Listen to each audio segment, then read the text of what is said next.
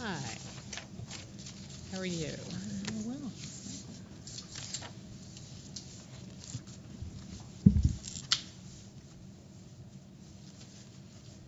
Welcome to the fall meeting of the Diversity Advisory Committee. We have a number of people on the phone, and we have a number of people in attendance. Thank you very much. I hear it's a nice fall day out there.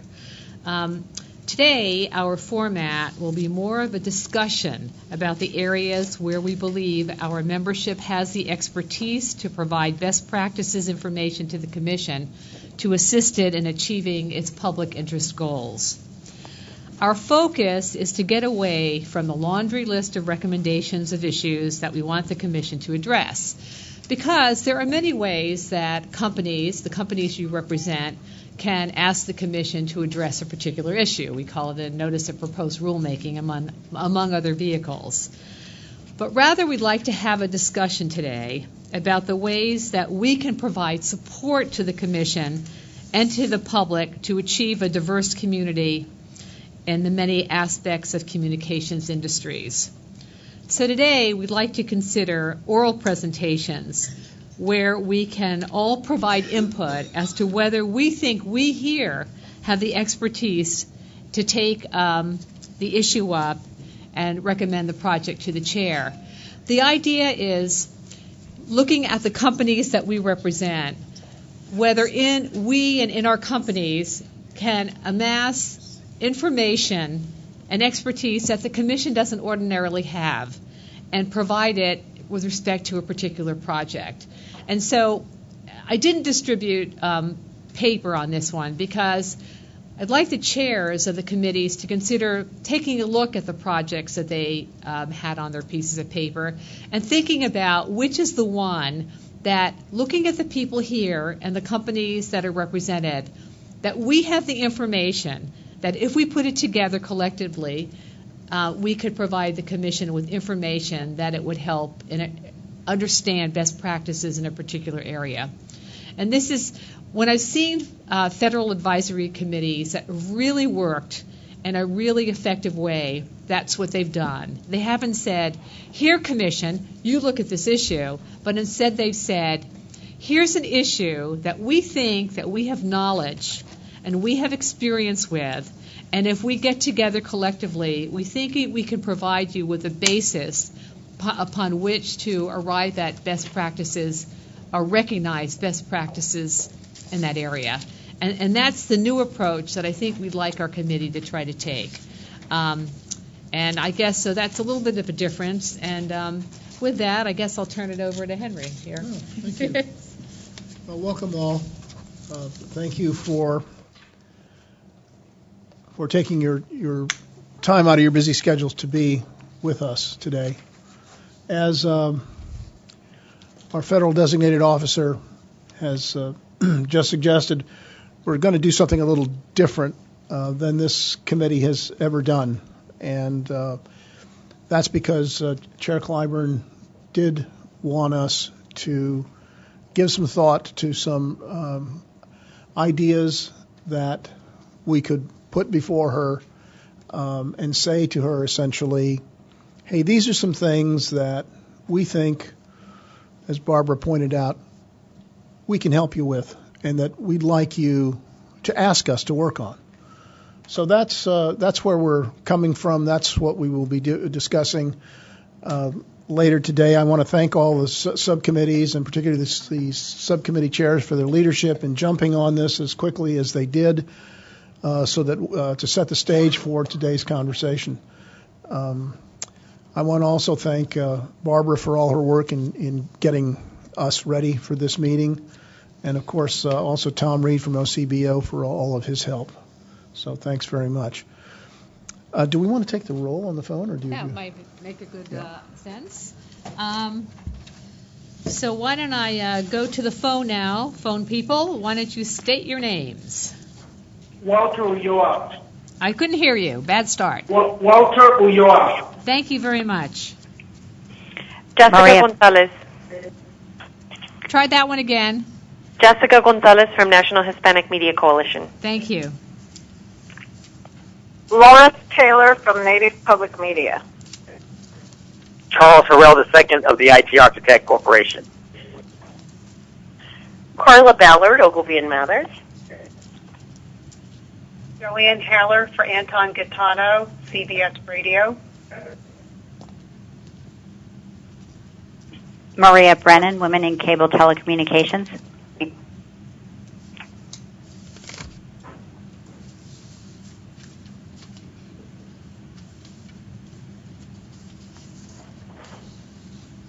Anyone else? Thank you very much. Fei Kuo, Vice President of Legal and Compliance for CSD. Speaking through an interpreter.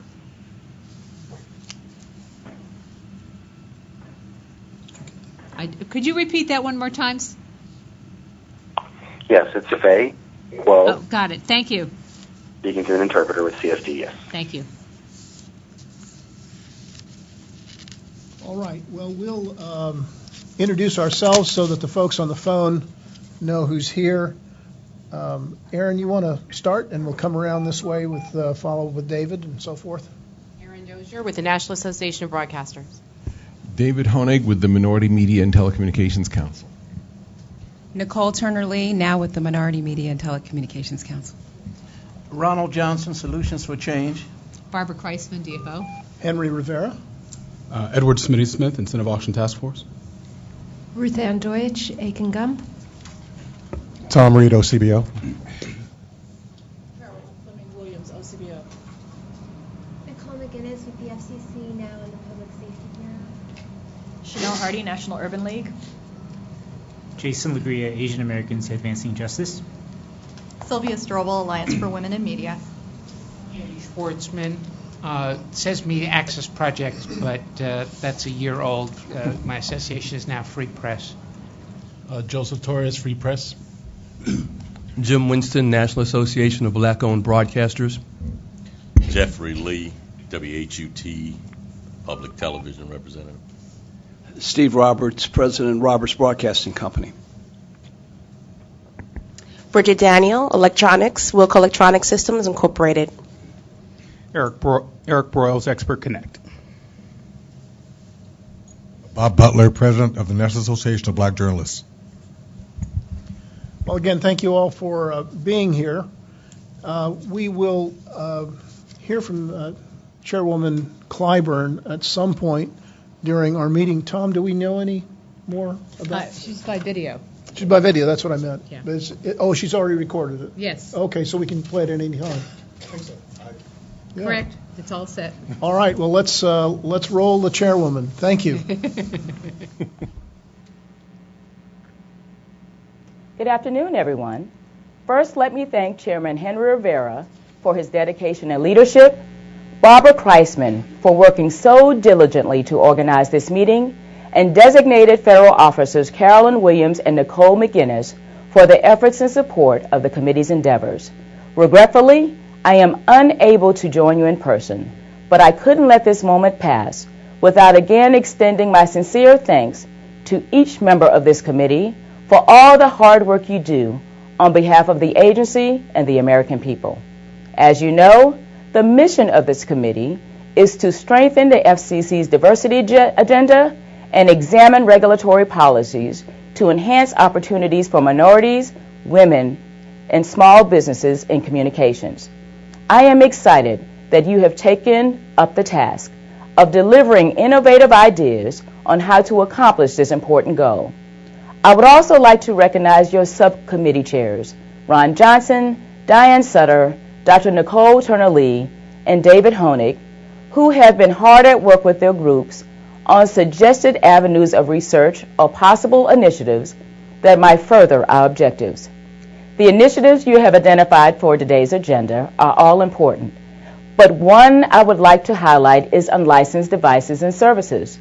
It's an area that I think has the potential for many small business opportunities. Since the spectrum is unlicensed, there is less capital needed to develop business models. Over the past 2 decades, the Commission has adopted rules to promote communications services and devices over unlicensed spectrum, which, as you know, is largely used for devices like baby monitors and garage door openers. Now, due to the development of Wi-Fi services, It is an integral part of how nationwide and regional commercial mobile wireless companies are providing service to consumers. TV white spaces is another type of unlicensed spectrum that I hope will yield considerable benefits. The FCC adopted final rules in 2010, and we are already seeing a number of companies creating devices that can provide services to businesses and across college campuses. More small businesses need to understand and take advantage of the opportunities that unlicensed spectrum has to offer. I look forward to hearing your ideas about cultivating this area, and we stand ready to work alongside you to develop these concepts. Before I leave you, I must acknowledge that the FCC has taken another step forward in its efforts to understand how media outlets serve our communities. I also know Tom Reed is there today to talk to you about the study commissioned in 2012 to examine the current body of literature on the critical information needs of the American public. He will provide you with an update on this research and answer your questions. We are now poised to field test the model and will run a pilot in a single market. The study will look at media ecologies, the types of critical information made available in a single ecology, as well as how individuals obtain information within that ecology. Sound policy cannot be made in a vacuum. With your help, encouragement, and professional muscle, I know we can continue to do good work. Have a great and productive afternoon, and I look forward to our continued collaboration.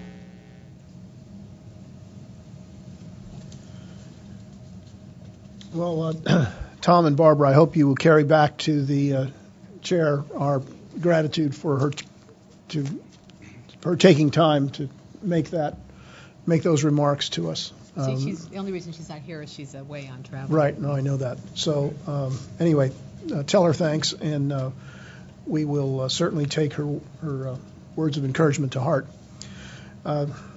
So, Tom, you're up.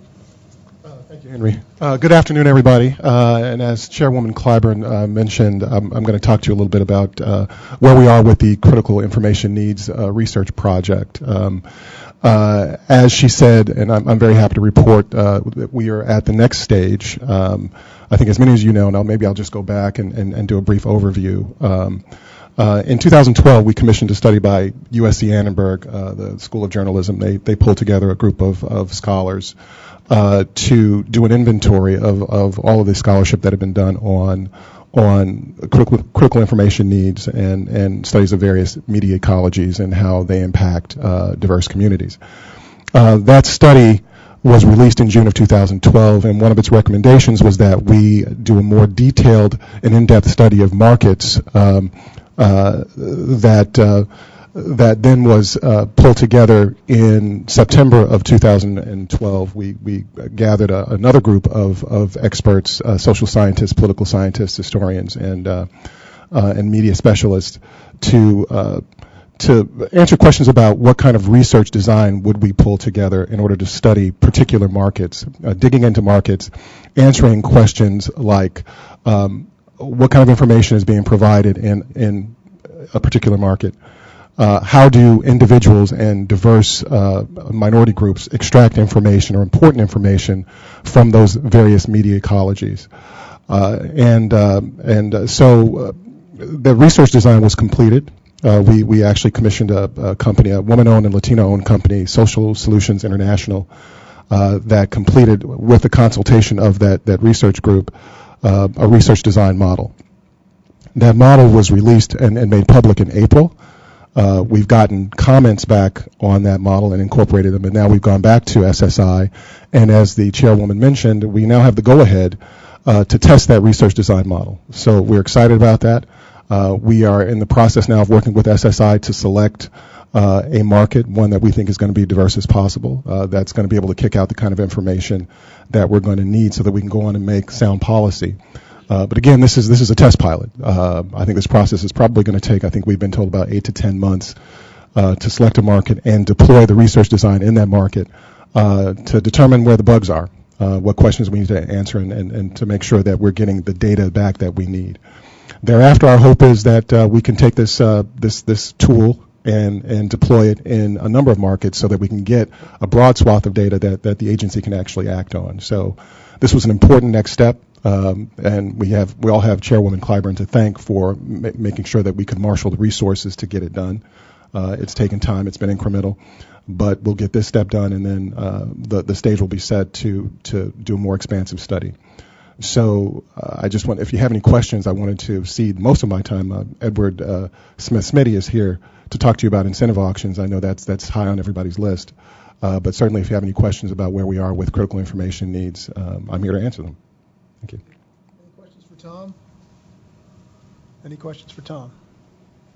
Seeing none, Smitty, you've got the floor. Welcome. We're glad you're here. Great. Well, happy to be here. Thanks for having me. So this presentation can take as long as an hour, so I've promised that I will keep it very short. I'm going to give you a high overview, 10 to 15 minutes. But of course, if you have any questions, you should feel free to ask after the presentation. And certainly, we are openly doing ex partes for anybody who's interested. So if you want to come in and talk to us later about it, or just talk to me after the meeting, I'm happy to answer any questions you may have. So if they could turn on there we are.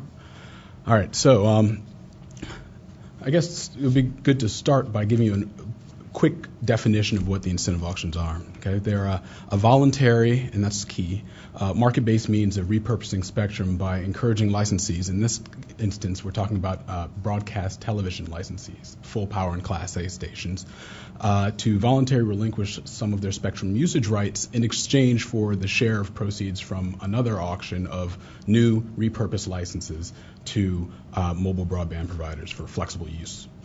So the really key and important thing here that we're talking about is that this is a voluntary process. Now, this is voluntary for participants such as the broadcasters, but not so much for the FCC. So the auction will be happening, and we are targeting 2014. So we are in the process right now of our rulemaking and moving right along, and we've had a lot of support. It's something that crosses multiple bureaus, so it's a full agency effort. So to get to why we are doing this, aside from the fact that Congress directed us to do so, I'll talk a little bit about our 4 key objectives. The first is to relieve the spectrum crunch, and to give you an idea of what I mean by spectrum crunch, it's basically summed up by saying more users using more devices that themselves use more spectrum. To give you a sense of that in the overall view, Cisco right now projects that by the year 2016, U.S. consumers will be consuming 1,700 petabits of data per month. And so a petabit is equal to 1 million gigabytes, not bits, bytes. Which is a tremendous amount of data. To give it something that give you an idea that might be a little bit more tangible, your average flip phone user, non-smartphone user, a few of you probably still have those, you would use about 4 megabytes of data per month. Your average smartphone user, something that's probably more common in the room, your iPhones or your Android devices, those users would use on average about 150 megabytes of data per month. And for your tablet users, you're talking about 517 megabytes of data per month on average. So you can see the dramatic step up that has resulted in part in the increased data consumption that we're talking about when we say spectrum crunch. So that is one of our prime objectives in conducting the auction, is to free up spectrum in pursuit of reaching the President's goal of 500 megahertz of new spectrum for mobile broadband use by 2020. Second objective is to provide for a healthy broadcast industry. We expect that coming out of the auction, there will continue to be a vibrant and healthy broadcast industry. We expect that the auction will be something that a lot of broadcasters will be interested in, but not all. And it is structured in such a way to provide a range of options for broadcasters who are interested in participating, and while still preserving the service of broadcasters who are not. What I mean by a range of options is the statute lays out three main ways for a broadcaster to participate. First, a broadcaster can opt to relinquish its license and go off the air, cease operation, and receive the money from the forward auction, receive compensation for their 6 megahertz of spectrum. Two, a licensee can opt to channel share. That it's technically it's very similar to multicasting, but partnering with another broadcaster to share the 19.4 megabits downstream that broadcaster provides on that 6 megahertz channel, and in many cases they could arrange to share dynamically depending on the needs of the individual broadcasters at the time, or to bid to move from UHF, ceding their 6 megahertz spectrum, and receiving a 6 megahertz channel in VHF, which, depending on the broadcaster in question's business model and the population they're trying to reach and how they reach that population, may be an attractive option for them. And so, as you can see, this is not a zero-sum equation. This is a situation in which there are options for broadcasters to participate and continue broadcasting or continue distributing their content via alternative means using the compensation they receive in the auction. Also, it's critical always to fulfill statutory fiscal objectives. So that's basically, meeting the requirements that Congress set on us with respect to how much money is supposed to come out of the auction and how it's supposed to be used. So forward auction proceeds must exceed reverse auction payments. So what that means is that the auction of the wireless mobile broadband licenses, the proceeds from that auction must be enough to pay broadcasters for the cost of their licenses in the reverse auction. We have to cover reimbursement for moving broadcasters. So unlike the DTV transition, Congress allocated $1.75 billion, or up to $1.75 billion, for the cost of paying the reimbursement costs of channel reassignments. So when a station moves from one channel to another, the cost of that, the reasonable cost of that, would be compensated for, and also the cost for MVPDs to continue carrying their signals, and also administrative costs of the FCC for conducting the auction, and then above and beyond that, for anything beyond those core closing conditions, we also are to help fund other priorities such as FirstNet, deficit reduction, and E911.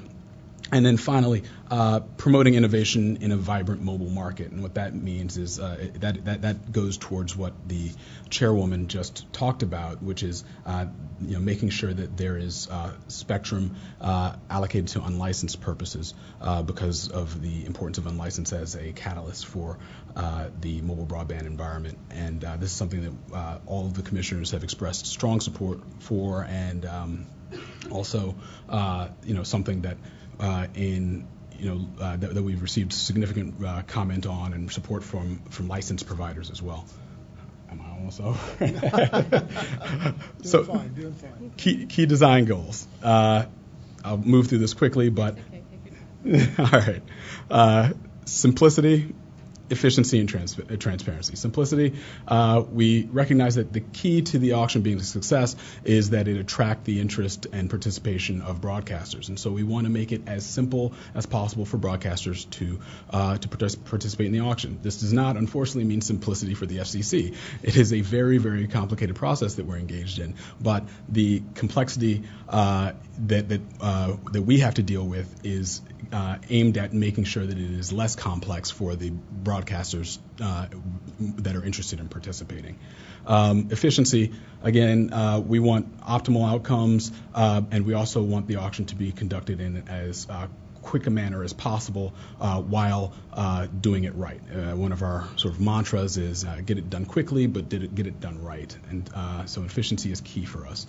And transparency. Again, we believe that in order to make sure that stakeholders, particularly broadcasters, are engaged in this and willing to participate, that it is as transparent a process as possible, which is why we are very active in our outreach and are constantly trying to make sure that people have all of their questions answered and understand how this auction works. We have a website, fcc.gov/learn, where you can find a lot of interesting resources that can help you understand more and more about the auction, and we're constantly doing workshops and presentations and going out to conferences when we can afford to do so. So this graphic is a very, very basic illustration of what I've just been talking about, the reverse and forward auction and how they are interrelated. As you can see in box 1, broadcasters, we have these are the people who have the goods, all right? The broadcasters who have spectrum that we are hoping will participate in the auction. They work through a reverse auction process, box 2 and 3, and in our Appendix C of our Notice of Proposed Rulemaking, we proposed a particular, we call it straw man, but a proposed auction design. It was a descending clock auction. It's a type of dynamic auction where price begins high and will continue to drop, and as the price drops in the reverse auction, broadcasters, depending on how they value their stations, will either elect to continue participating in the auction or elect to drop out, at which point they will receive a channel in their current band and receive protections as required by the statute, protections of their population served and service areas. And then we see on the other side, so the reverse auction basically gives you your supply curve. On the other side, we have the mobile broadband providers and the forward auction. And so mobile broadband providers are buying repurposed and repackaged licenses for mobile broadband. We proposed in the Notice of Proposed Rulemaking that this be done on an EA basis, but all of this is still open and no decisions obviously have been made. So that is all up to the Commission. But this is a forward auction that is similar to forward auctions we've done in past, and the Commission has had experience with forward auctions since 1993, but it's different because unlike any other forward auction, the Commission is in the process of will be in the process of attempting to auction spectrum that it does not itself have. So there is a close interrelationship between the reverse and the forward auction, and as you can see down there in number 6, it's the integration of the two, trying to make sure that the forward and reverse auctions operate in sync, and also sort of 6 represents what will be our closing condition, making sure that we have established a condition that will allow us to recover the right balance of spectrum as relates to the amount of revenues that come out of the auction. So this is also a very important decision for the Commission to make. And 7 again goes back to the point that we'll be talking about more today, and that the Chairwoman identified as being a top priority for the Commission. But making sure that there is adequate opportunity for unlicensed spectrum, both as TV white space, both with respect to TV white space devices and other unlicensed devices, in guard bands and duplex gaps for the band plan. So this is our timeline. So we are past the NPRM stage. We put that out back in late September. September 28th was when it was adopted and released October 2nd. We went through a period of stakeholder input. We received well over 400 comments. We have done, the Commission as a whole has done over 200 ex parte meetings. We've had, countless meetings on this. We're working towards the report and order, and then once we put the report and order out, we will be moving through pre-auction stages with additional notices and perhaps additional orders, working towards the auction itself in 2014. And then post-auction, we'll have a transition period that will be a period during which broadcasters are moving off of their channels to new channels if they have been repacked, or off air if they've opted to go off air, and mobile broadband providers are engaged in their build-out processes. So that is hopefully my short enough version, And if I don't know if we have time for questions. Yes. But, We do. Yeah. Anyone have any questions for Smitty? Bridget? Edward Smitty Smith for the presentation. This is probably the first time we've had it explained, so this was very good to see. I think this is going to be a very interesting time for our country to kind of have this type of opportunity. So I wasn't sure if the commission is already looking at diversity goals, minority goals, wondering if there's any type of incentive to have companies partner. I don't think we want to see what has happened in the past happen in the future, particularly when you're talking about licensed spectrum. So I didn't know if that has been planned or if that's in the works right now. Yes. The commission in our NPRM, we asked a lot of questions about how could we best promote diversity, whether we're talking about on the reverse auction side, in trying to maintain opportunities for broadcasters, to continue sort of broadcasting and distributing their content, or on the forward auction side with respect to bidding credits, designated entity status, or other types of auction design mechanisms that could help make sure that there are opportunities for for people beyond the major, purely the major players. So we're definitely looking into that, and we're definitely looking at those questions. One question that I have gotten before with respect to the reverse auction in particular is this concern about the possibility that given, we believe this is a very attractive economic opportunity for broadcasters. Given the attractiveness of the opportunity, does it create the possibility that you will see broadcasters going off of the air that serve minority communities, especially with respect to language communities? In response to that, our thinking has often been, if as I said, this is not a zero-sum equation, and so there are opportunities for broadcasters to participate and receive substantial revenues from the auction while still continuing to broadcast or to distribute their content through other means. And B, we are constantly sensitive to trying to make sure that, since we do believe it's a good economic opportunity, we're not foreclosing opportunities from anyone in the interest of trying to preserve particular sort of services in areas. But we're always looking into that. And on the forward auction side, both with respect to the opportunities for innovation and for small business, for entrepreneurship and small business owners with respect to unlicensed, we're definitely considering things with respect to bidding credits and DEs. Good question, Bridget. Thank you. Hey, Nicole. Hey, Nicole. Hey, Smitty. How you doing? Good. So I want to follow up on Bridget's comment, and this is actually going to be part of the presentation on the unlicensed spectrum side.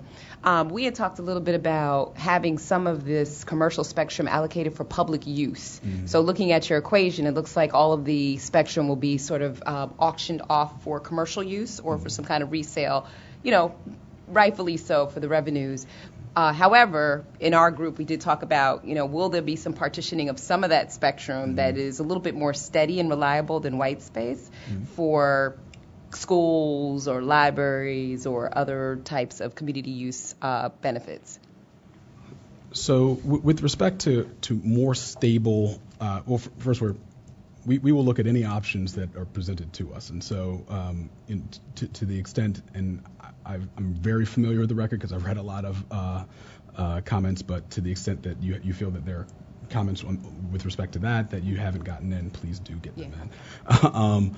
So first. Second, with regard to stability, access that is more consistent than TV white spaces, that is definitely something that we're sensitive to, which is why we proposed in the notice of proposed rulemaking and are considering now making sure that we have unlicensed use in the guard bands and unlicensed use in the duplex gap. So, this is clearly something that we think is very important, especially with respect to the guard bands and the duplex gap, looking at providing enough uniform spectrum for unlicensed nationwide, as opposed to just on a area by area piecemeal basis, as you might find with white spaces. And also, making sure that we have sufficient amounts of spectrum allocated to unlicensed, through things like guard bands and operations in the duplex gap, to create enough of a market incentive for the manufacturers to actually to make the devices necessary to operate on that spectrum. So yes, we are thinking about that. Okay, perfect. Thank you. Thank you. Yeah, please, Jeffrey. I don't know Smitty, but hi, Smitty. Everybody seems to get the way to get started here.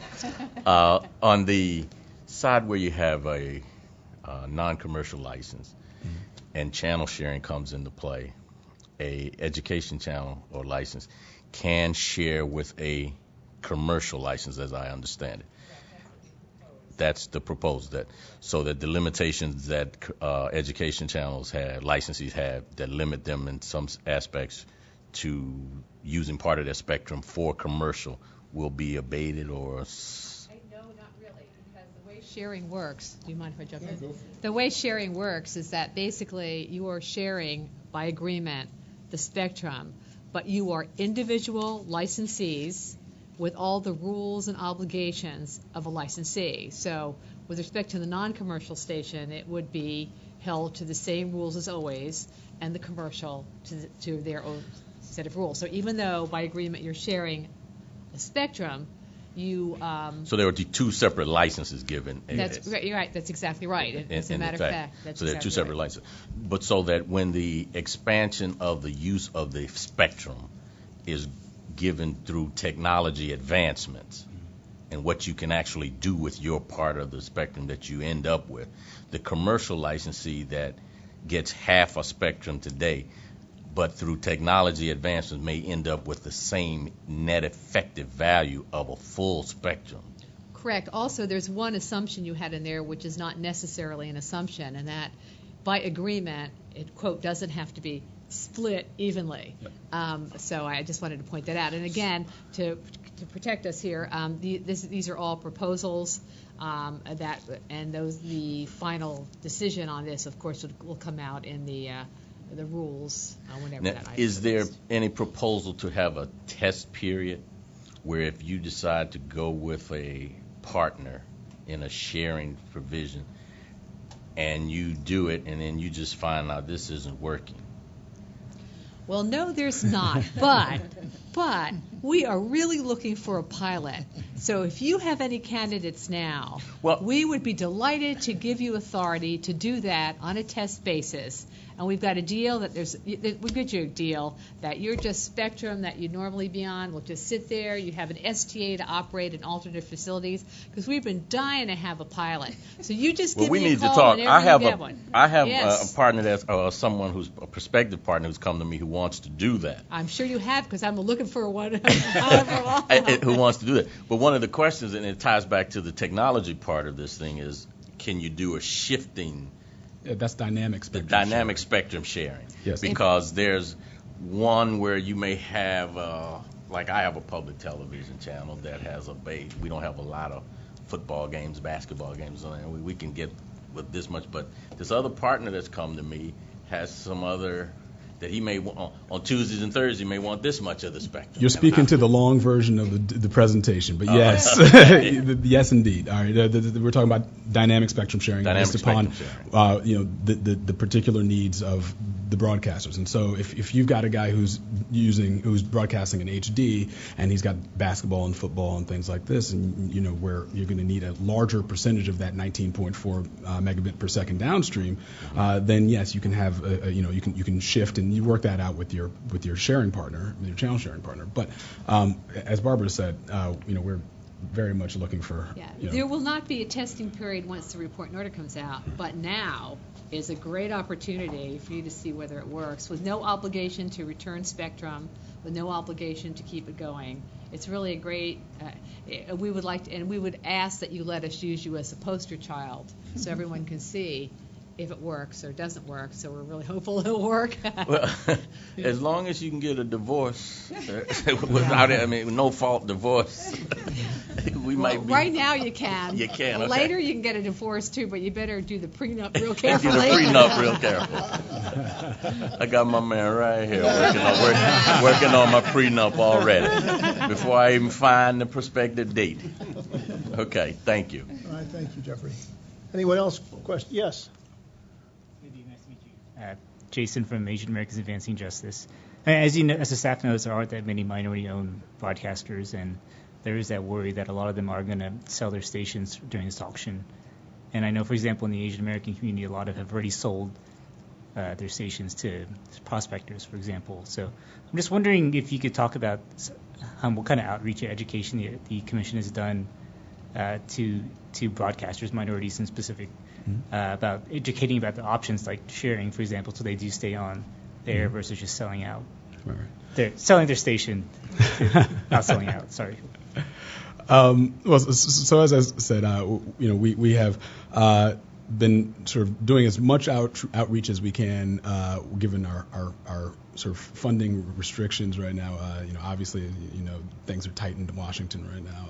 But we were out at the NAB show. We've gone out to a number of conferences. We do a lot of webinars, and we think that webinars are a good way to get people information without having to actually go out and see somebody in person and pay for the plane ticket and the hotel costs. So we've done online presentations and online webinars. Our Media Bureau Chief Bill Lake and Rebecca Hansen have been very active in our outreach so far. We accept ex parte requests from anyone who submits them, and so we have we're batting 1,000, and if anybody wants to come in to talk to us about it, we'll certainly meet you right here on home turf. But we can always be doing more, and we're trying to do more outreach to make sure that people are fully informed, and that's definitely one of our big priorities. If you have any folks who are interested in working with us or coming to talk to us, or even if you were interested in working with us to do a presentation, whether it's online or a teleconference, we'd be more than happy to. But yeah. We've done a number of companies have done also their own webinars based upon the information. PBS has had several of them. So if there are any organizations represented here that want us to participate with you, we're happy to do that.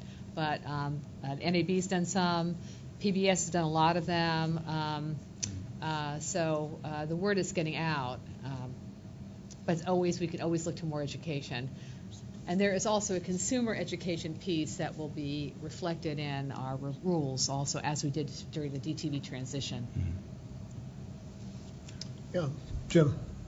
I just wanted to say that Bill Lake and Gary Epstein are both planning to participate on a panel at the NABOP conference October 2nd through 4th here in town. They were very eager to help us try to get the word out as well. A question, low-power television, what is the commission contemplating in terms of trying to preserve some of the existing low-power televisions? I know they're not officially protected. Right. Is there anything the commission is doing particularly in trying to preserve some of those? We have some ideas actually that we're still working on, but we think that especially in rural areas where LPTV is most significantly relied upon, we're not sure of the real impact of the repacking on them in those locations. So I think part of it is to see what really the impact is. And also we have some ideas that we're developing now as to maybe there are ways that we can help them find spots, but we have to further explore those. But they cannot participate in the auction and they're not protected.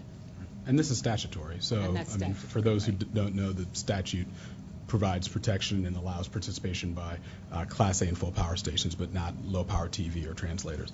But yes, we're sensitive to to the concerns of the low power TV community, and also translators, especially in the western states. So I always look at them as a little service that could, because their demise was predicted during the DTV transition, and as you know that didn't happen. So while I'm not telling you there won't be an impact on them, I'm really hopeful that, especially in more rural locations, there won't be an impact on them. But that remains to be seen as the repacking and the band plan gets developed.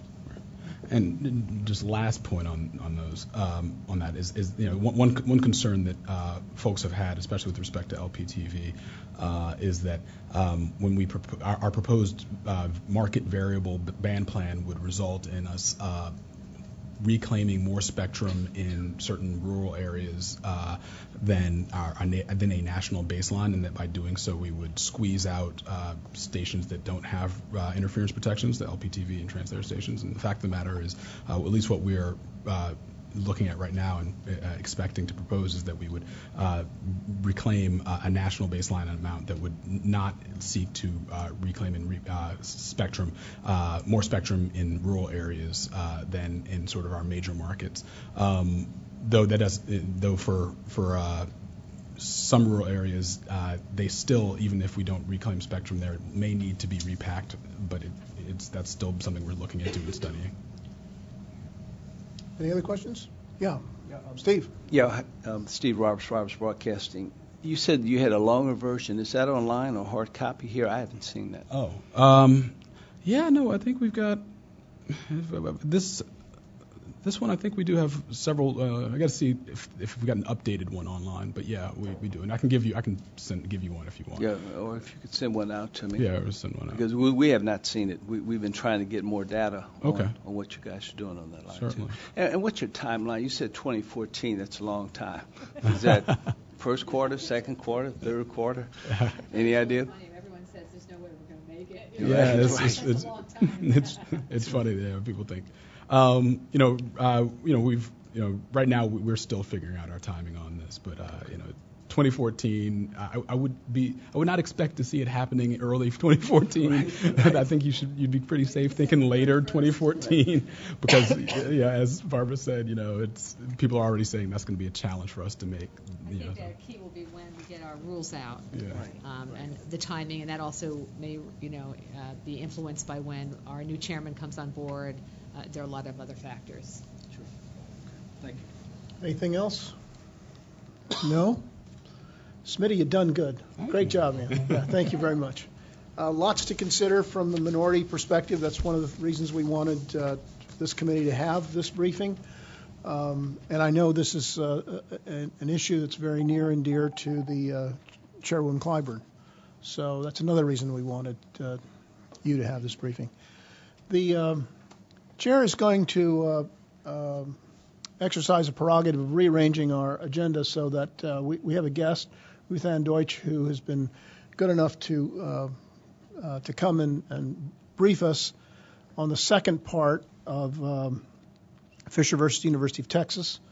And I didn't want to impose more than we had to on her time, so we'll let her go now, if that's okay with you, Ruth Ann, and then you can stay or go out and enjoy the weather as you like. All right? Thank you very much. Sure, thank you very much. For it's a delight to be here. And my first career before I became a lawyer was as an economist, and so I was fascinated by that last presentation. And I really want to know, how are you going to set that first prize?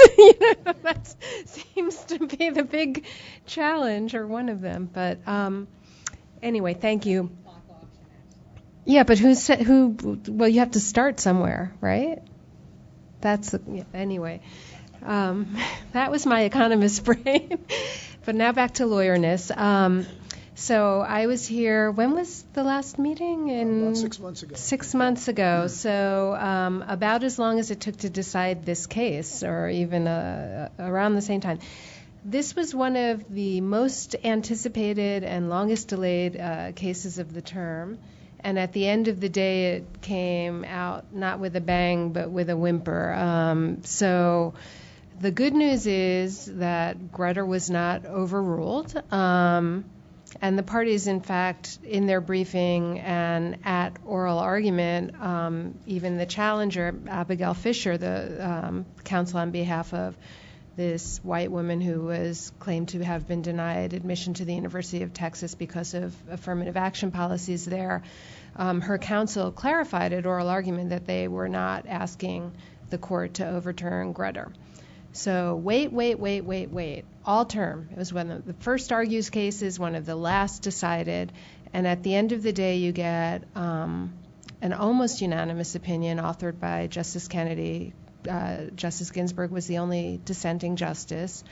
7-1 because Justice Kagan was recused from the case because she had been involved when she was Solicitor General prior to joining the court, that basically says, right standard, wrongly applied, go back and decide whether Texas's plan really satisfies strict scrutiny.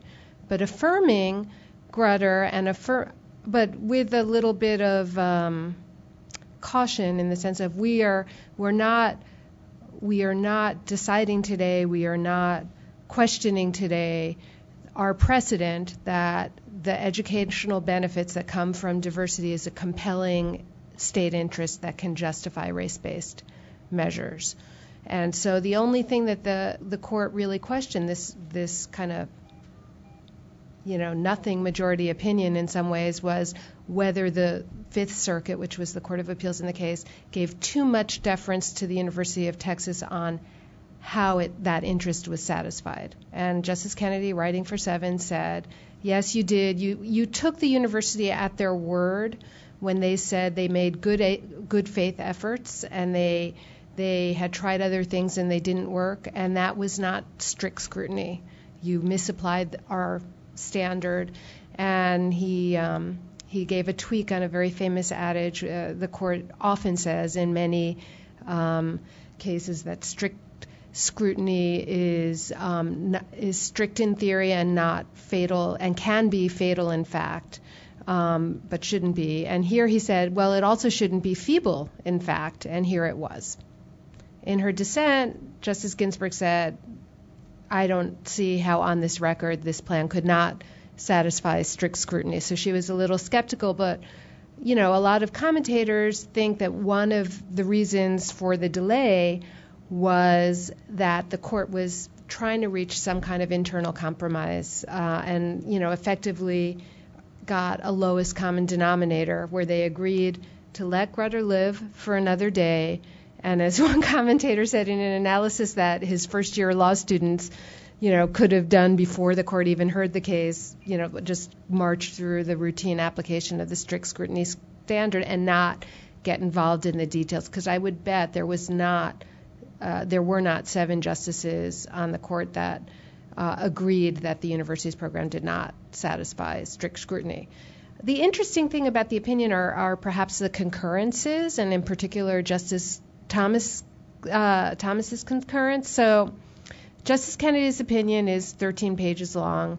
It, most of it marches through the court's prior precedents on affirmative action and just sort of is like a law review article. Interesting part of that march through is he's very careful to say that in Bakke, the original affirmative action decision 25 years before Grutter, where Justice Powell, in a concurrence that sort of became the principle that Grutter endorsed and made precedential, when he talked about how diversity could be a compelling state interest, he also disavowed the idea that remedying past discrimination could justify affirmative action programs in higher education. And Justice Kennedy sort of took pains to note that, which I think is an interesting part of the opinion. So we're only talking about educational benefit from diversity interest as sort of remaining clearly endorsed by the court at this point. The remedying past discrimination interest, I think, has been cast aside, at least in the higher education context. And then he talks about strict scrutiny, and he basically says, the courts really has to make the university or make the government prove that there are no race-neutral alternatives. And it's not, you can't just take them at their word at that. And,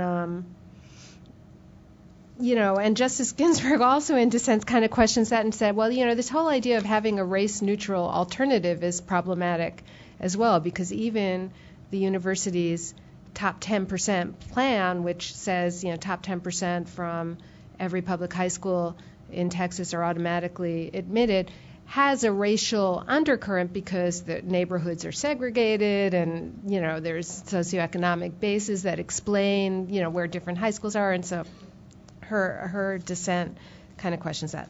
But let me just make sure I am not missing anything. So at the end of the day, the majority remands, and in fact, the Fifth Circuit just recently, which is the court it was remanded to, announced a briefing schedule.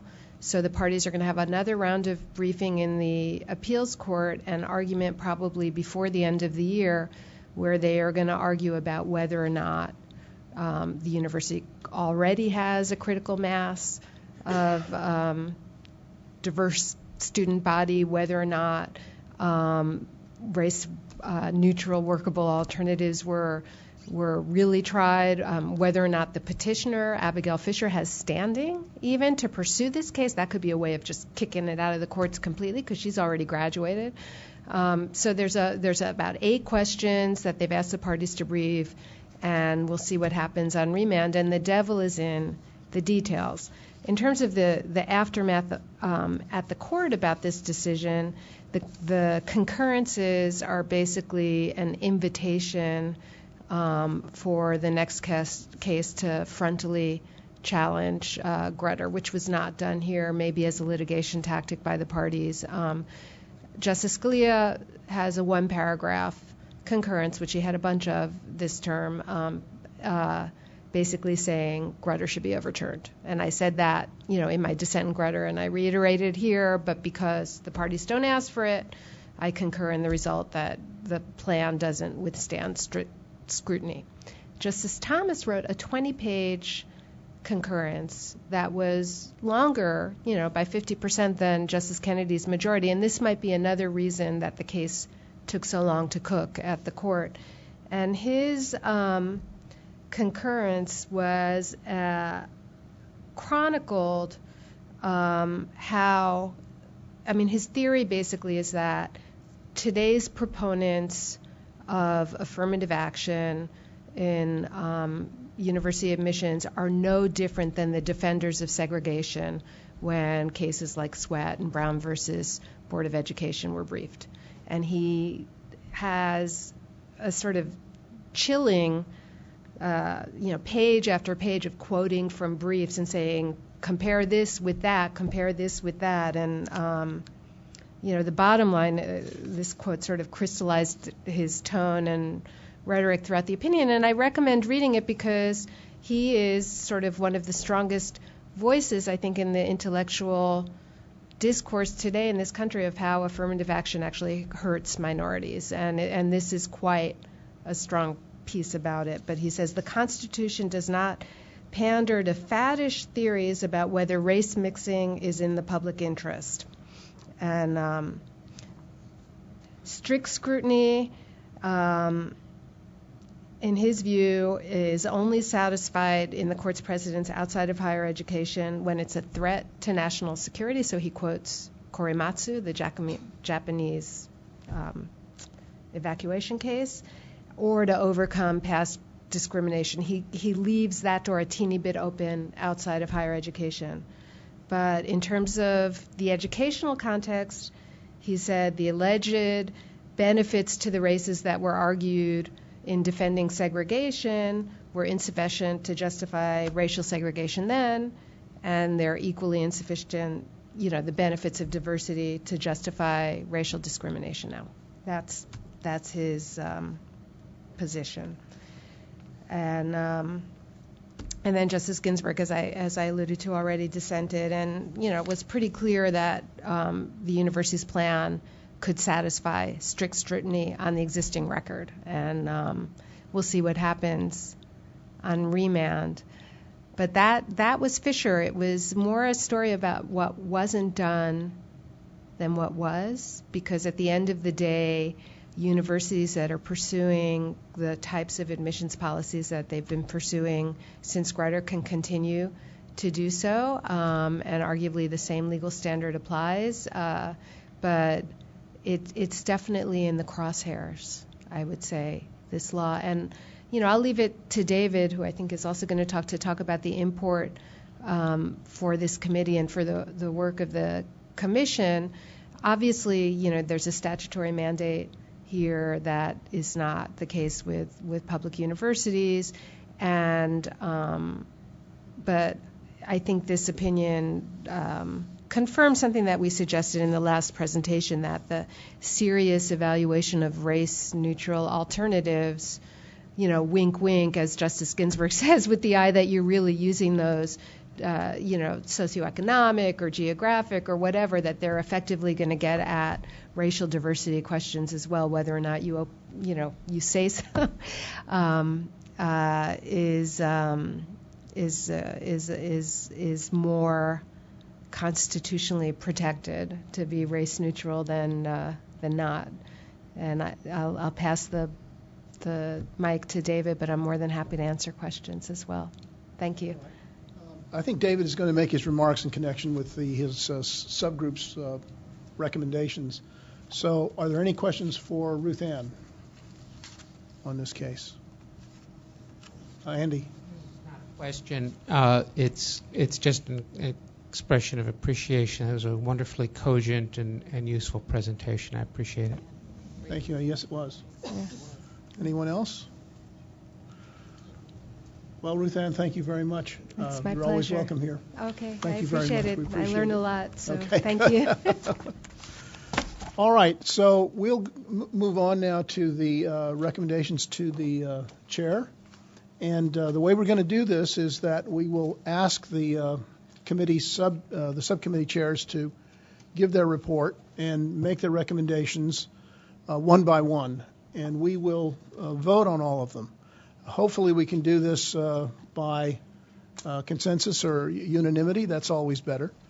But if there are dissenting views, then we'll have to vote, and we'll vote by majority rule. And if there's a majority to send something up, we'll do that. Again, these are not recommendations to the chair for action. These are recommendations from the subcommittees asking the chair to consider having us develop these ideas into full-blown recommendations. So with that, I will turn the floor over to Brother Johnson and ask him to hold forth. Okay. Thank you, Mr. Chairman. Good afternoon, everyone. Good afternoon. It's good to be here. First, let me say we do have one of our task force members in the audience with us today, Chanel Hardy from the National Urban League, or did she leave? Yep, I think she left. I think she left, okay. And Charles Harrell from the IT Architect called in. Several of our members had conflicts today and certainly sent their apologies for not being able to participate. Are there any other members of the task force on the phone now? Okay, thank you. Yes. You got a yes from somebody. Would you give your name, please? Hi, this is Carla Ballard. I'm still on the phone. Okay, thank you. Thank you. First of all, let me thank our rapporteur on this, Jocelyn James, the attorney. All of you know her. She has added a great sense of understanding to me about the legal ramifications of some of this.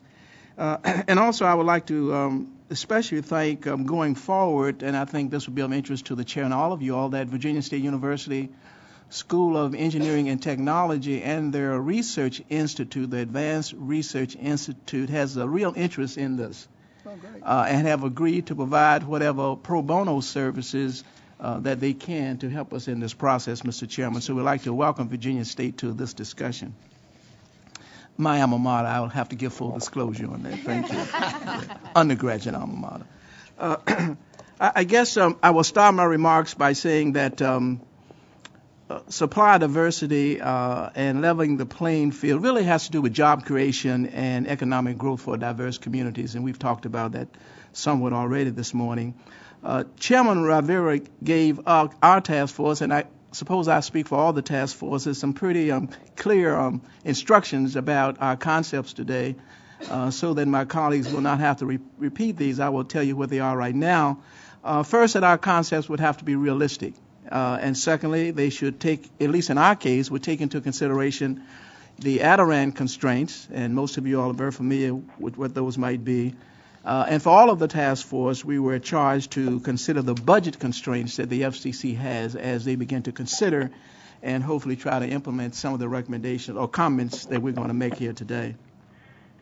So let me first begin by saying also that we have three concepts. The chair asks that we either have two or three, and you can imagine I would take the liberty, or our committee would take the liberty of offering up three.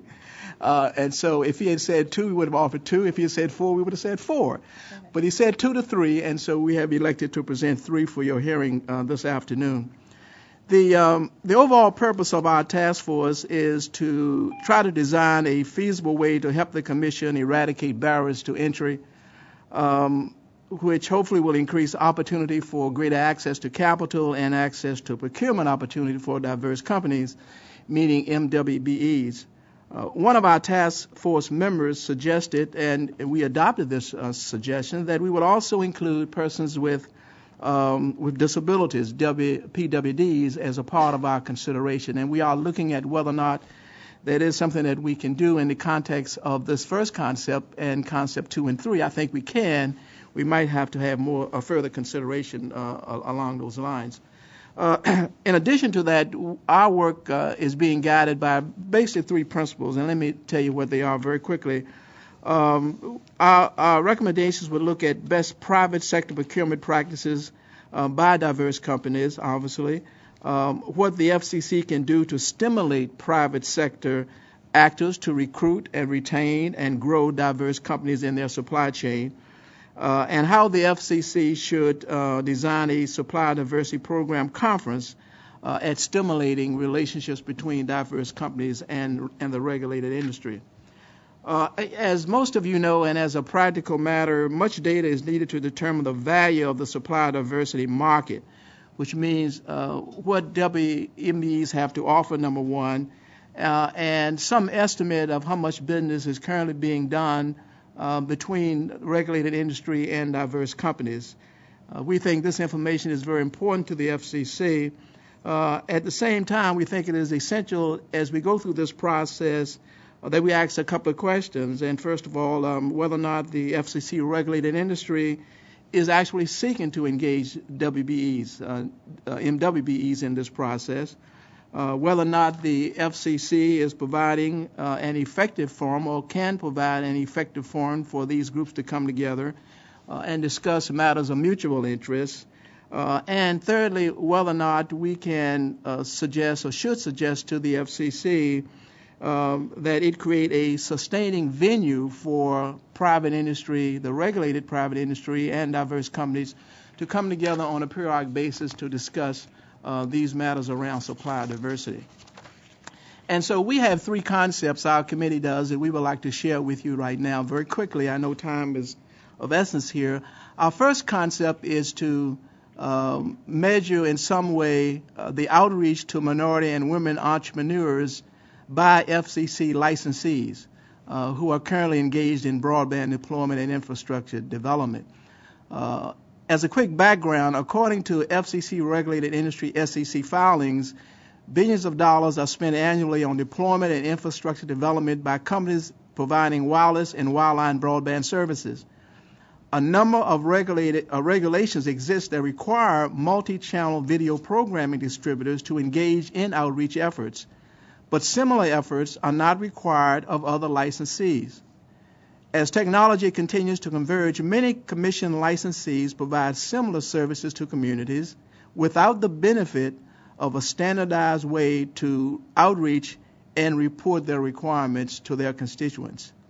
Now, without these uniform requirements, it is difficult for us to assess the level of participation by minority and women-owned suppliers as a whole. There is a need for a platform-neutral method of assessing market participation by these companies as contractors and as subcontractors.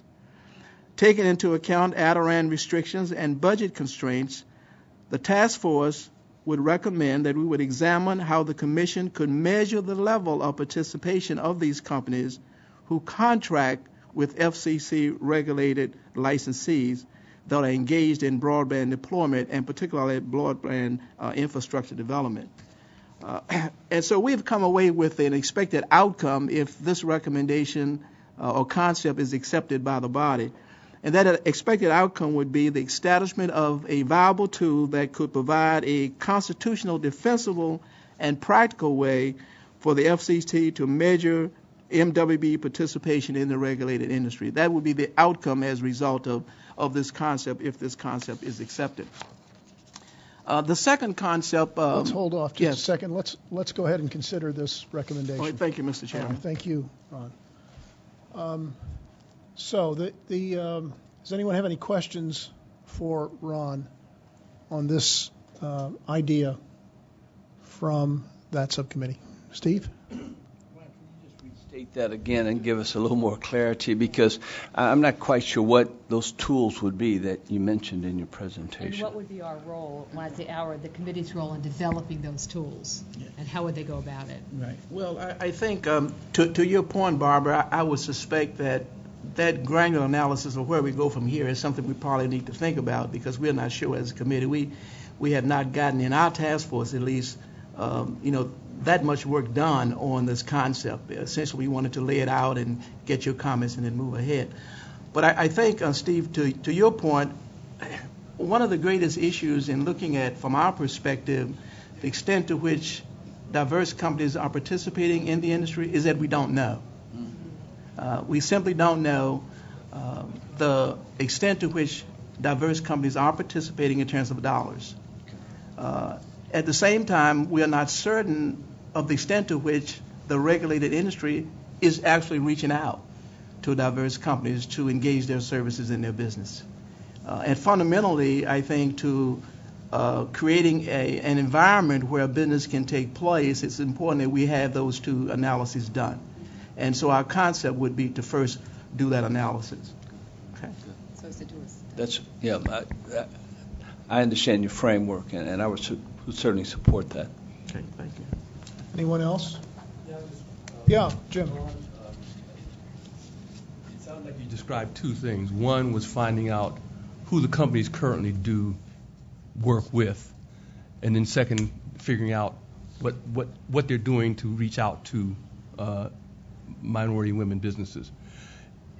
It seems to me that finding out who they're doing business with now is simply, you don't require a tool. You just need you just need someone to say, tell us. And I don't know if the commission feels it has the authority to do that, but it seems to me that the first part is tell us who you're doing business with, and then second, you measure. The second part is then to measure what they're doing to outreach to more.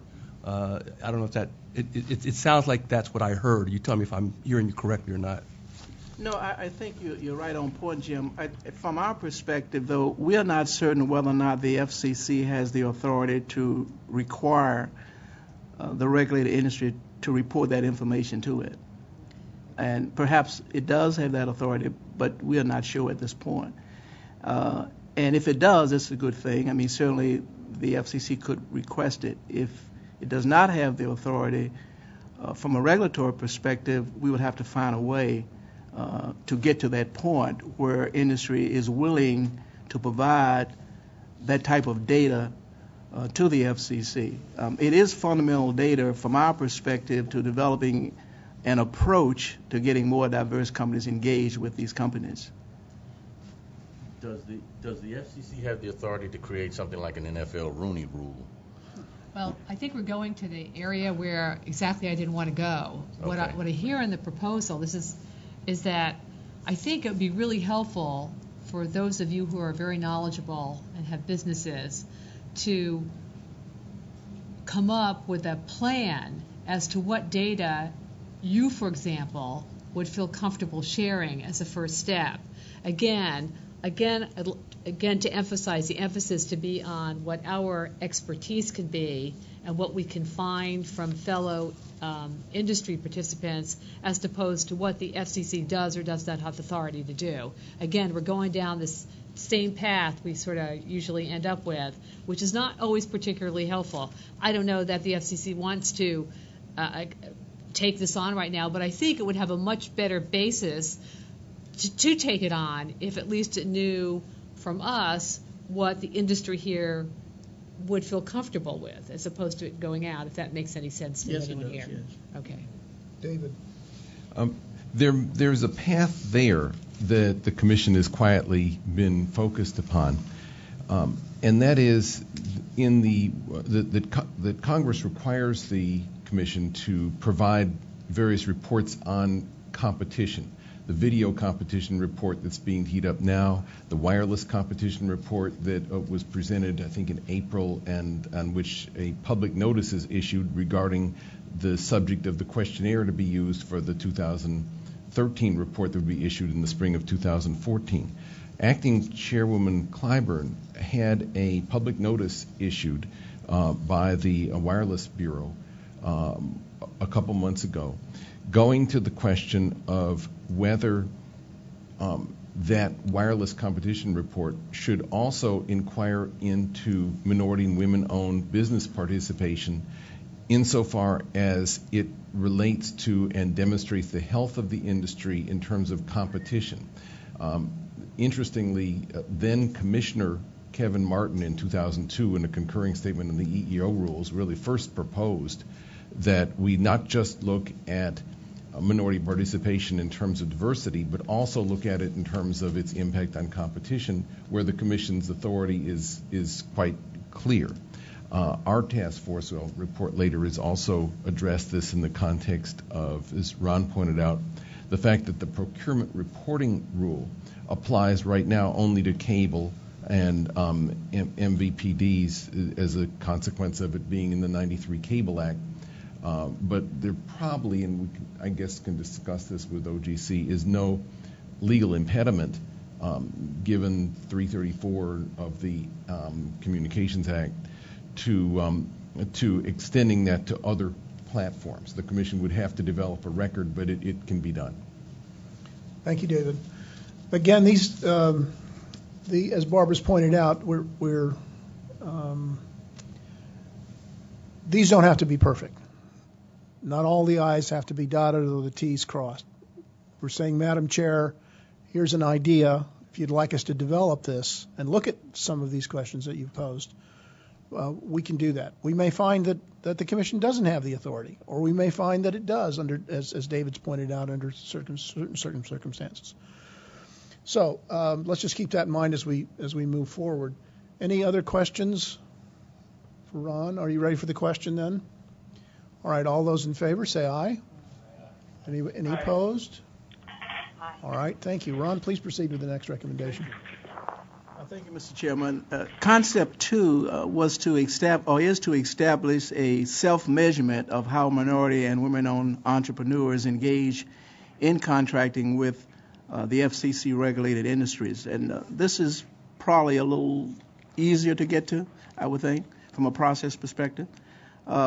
So in an effort to assess the market for diverse suppliers with FCC-regulated industries, the Commission's Office of Communication Business Opportunities should engage, in our opinion, a two-step process. And let me explain what that two-step process would be. First, it could, with our assistance, invite diverse suppliers to voluntarily complete a confidential survey discussing their experiences in providing services across all sectors, all industry sectors.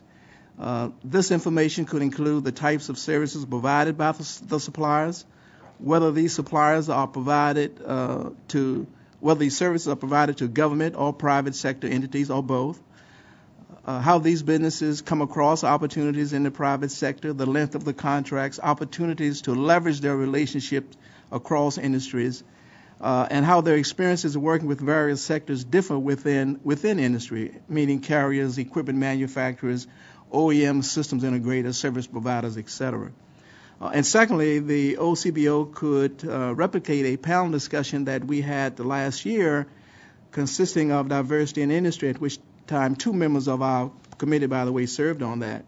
And following that successful format, a select number of survey respondents then could engage with industry executives on procurement best practices in sort of a closed kind of discussion or more narrow discussion. And out of that, we would be able to identify more clearly what some of the barriers to entry would be with respect to diverse companies. And so the outcome of this, or expected outcome, would be an increased level of awareness of diverse experiences and expectations that could be shared with the FCC-regulated industry, and then develop that into a publishable set of procurement best practices for the public and for the FCC to have available to it.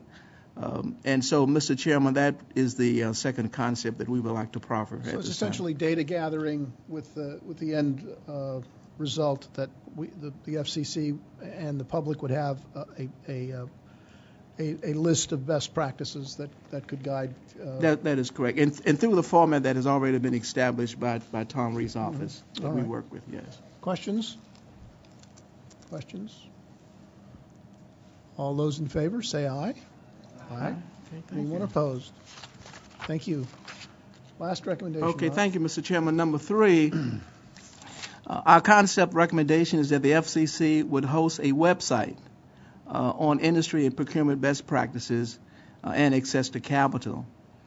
As a continuous learning tool, the conference panel discussions above, along with previous discussions convened by the FCC on access to capital and procurement practices, could be inexpensively, we think, packaged into a FCC e-learning website.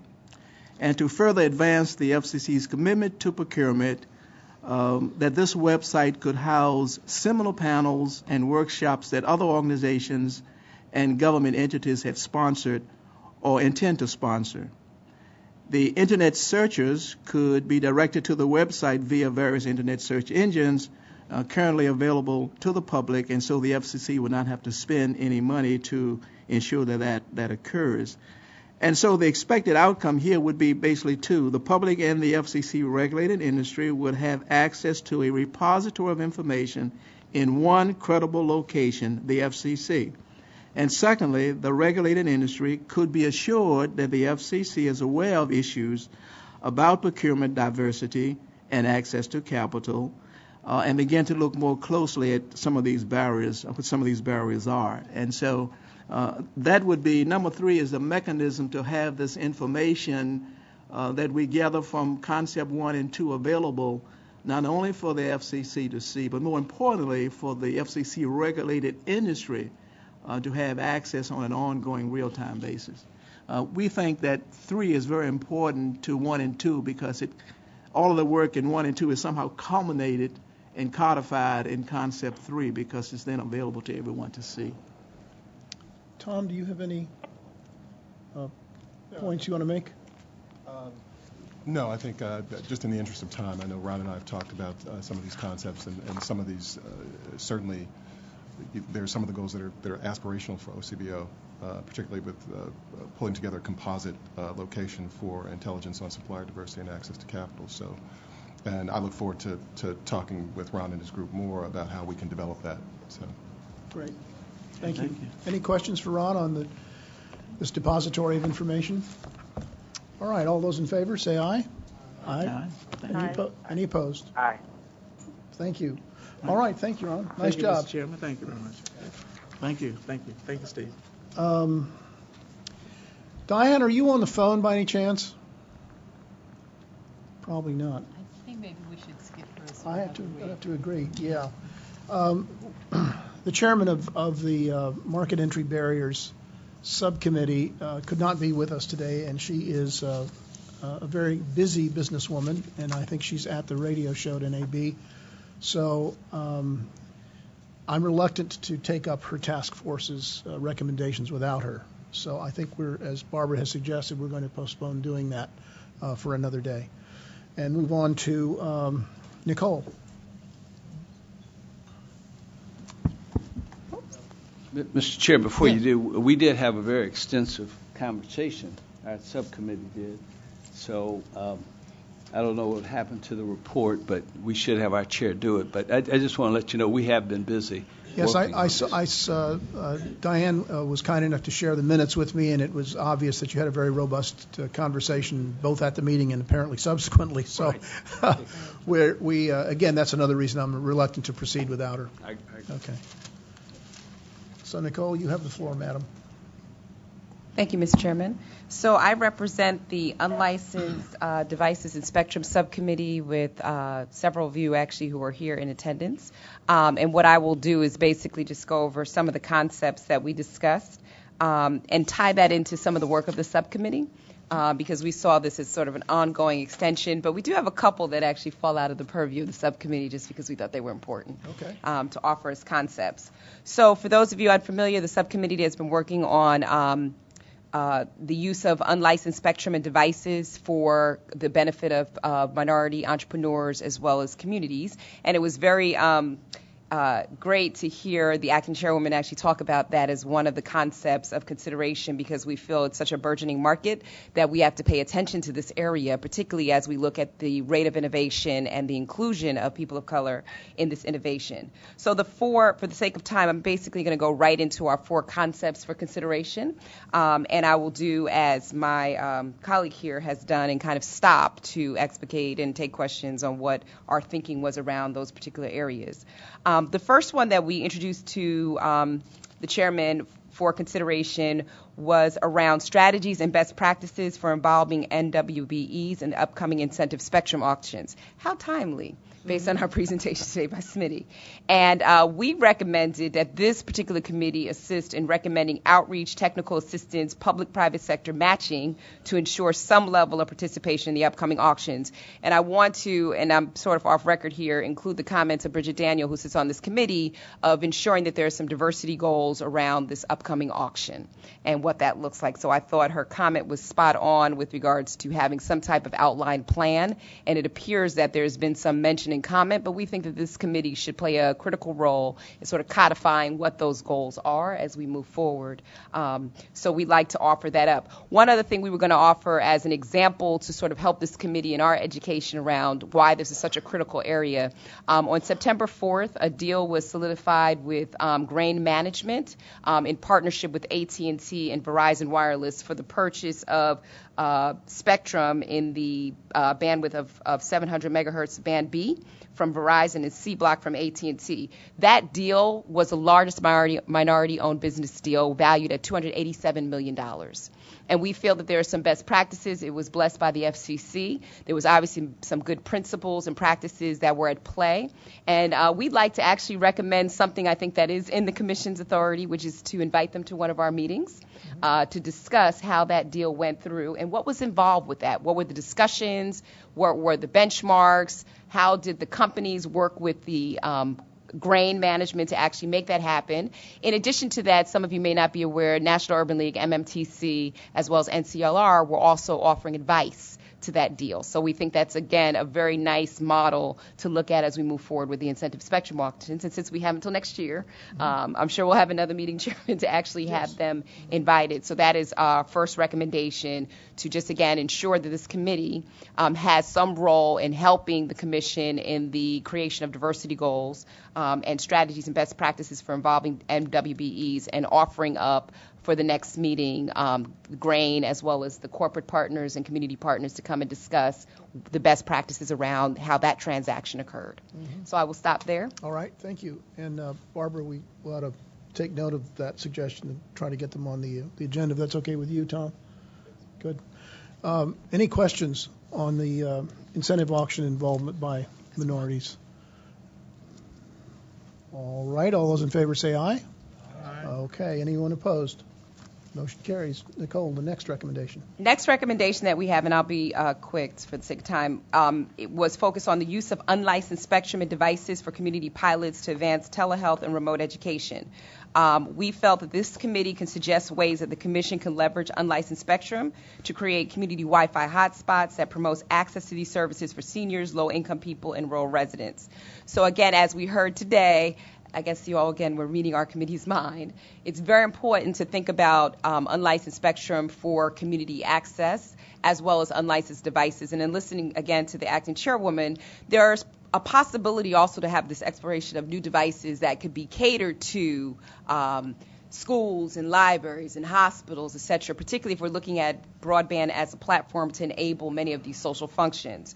So our committee in particular was working towards some policy language that we would like to introduce to this committee that we think might be good language as a way to kind of introduce into not only the incentive spectrum auctions, but also E-rate and other initiatives that the FCC is currently taking on that just, again, carves out some level of bandwidth for these types of functions. We feel in our committee, in our discussion at some point, this will come around to us, and we'll be trying to figure out why the kids that are in certain schools are not getting access to the latest devices that can run, e-books as opposed to textbooks, that conversation. So that is one of the concepts that we like to put before this committee. Our committee has volunteered to work on that policy language to bring to this committee for discussion and for clarification and ultimately for some type of approval that can be brought up to the commission. Okay. So that is our second concept for consideration. All right. Any questions on the use of unlicensed spectrum for these uses that Nicole has outlined? No? All those in favor? Aye. Anyone opposed? Great. Thank you. Okay. And now these last two, and again, these aren't necessarily within our bandwidth of our committee, but we felt that these were really important. And in many ways, Chairman, they're actually kind of connected, but I'll split them out and then I'll share them much like Ron did because they probably need to be together. The third concept was a discussion and documentation of best practices in public-private sector partnerships around educational and community digital learning initiatives. We thought that this committee could support the commission in development of a guide for how these partnerships are cultivated, resourced, and implemented for other people who are interested in getting into that game. Many of us are aware of the successes of what we've seen on the private sector side with educational initiatives, what we've seen the broadcasters do, what we've seen innovators do with regards to STEM, et cetera. And what we have felt in our committee that they're not documented. And they're not necessarily in one place to think about ways for the commission to take those best practices and encourage others to actually get more involved. We also feel MMTC just filed comments, for example, around E-rate, that there are some possible rules that can be looked at in terms of charitable giving of the private sector towards many of these initiatives. That type of conversation could come out as well if we had a guide for how these public-private sector partnerships are actually panning out. So we thought, again, this committee could offer to the commission something that's very quick and easy based on the talent that is already on this committee, which is to really think about what is actually happening out there to advance digital learning and community education goals. All right. So any questions for Nicole on the assembly of best practices for education and digital learning? Jeffrey? Not a question. I asked you to look at public television. Yeah, public television too, and yes. And how we do those things already, created public-private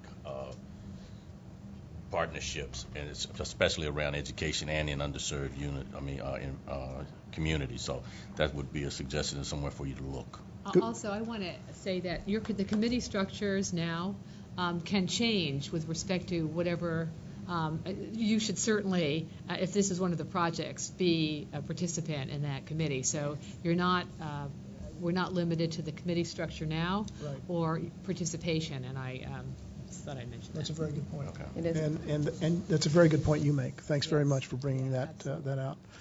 So anything else? All in favor? Aye. Anyone opposed? Great. Nicole? So in this last one, as I close, could possibly tie to the third one. I like our designated officers, Barbara's comment, because we don't have a committee on this last one as well, which is the importance of core principles around STEM. So all of us have had a conversation around STEM. Our committee talked extensively about STEM. We've all researched it. We know the implications to communities of color by not having core values and core competencies around STEM and the types of jobs that are created around STEM concepts, as well as the way it bridges the educational achievement gap. So our recommendation here was to come up with a core set of principles, core digital learning in science, technology, engineering, and math, or STEM principles that serve as a guide for bridging national educational achievement gaps, especially among people of color and low-income students. And we thought that this committee can brainstorm a set of principles and practices that can be considered by the commission in the development of digital learning initiatives. So again, that could actually be tied to number 3 as part of their work, much like Ron had talked about. Some of these things are sort of interrelated. But we felt that there was, again, this committee could drive the leadership on thinking about what are those core principles? Right now, we see a lot of great conversation and value coming out of the Department of Education. We've seen stuff coming out of the FCC. Again, with the expertise around this table, the importance of really putting out those values and principles, coupled with our number 3, right, which are best practices, might actually advance this conversation on what that looks like for communities of color. Just a last plug on that. one of the things that I learned recently is that with STEM, if you don't introduce that to young people or young black boys, for example, before the 6th grade, they tend not to want to pursue those careers. And so we have all had the conversations of the different times of intervention, but we've not seen this very progressive conversation and set of principles and practices and things that are being implemented now that could actually advance this dialogue.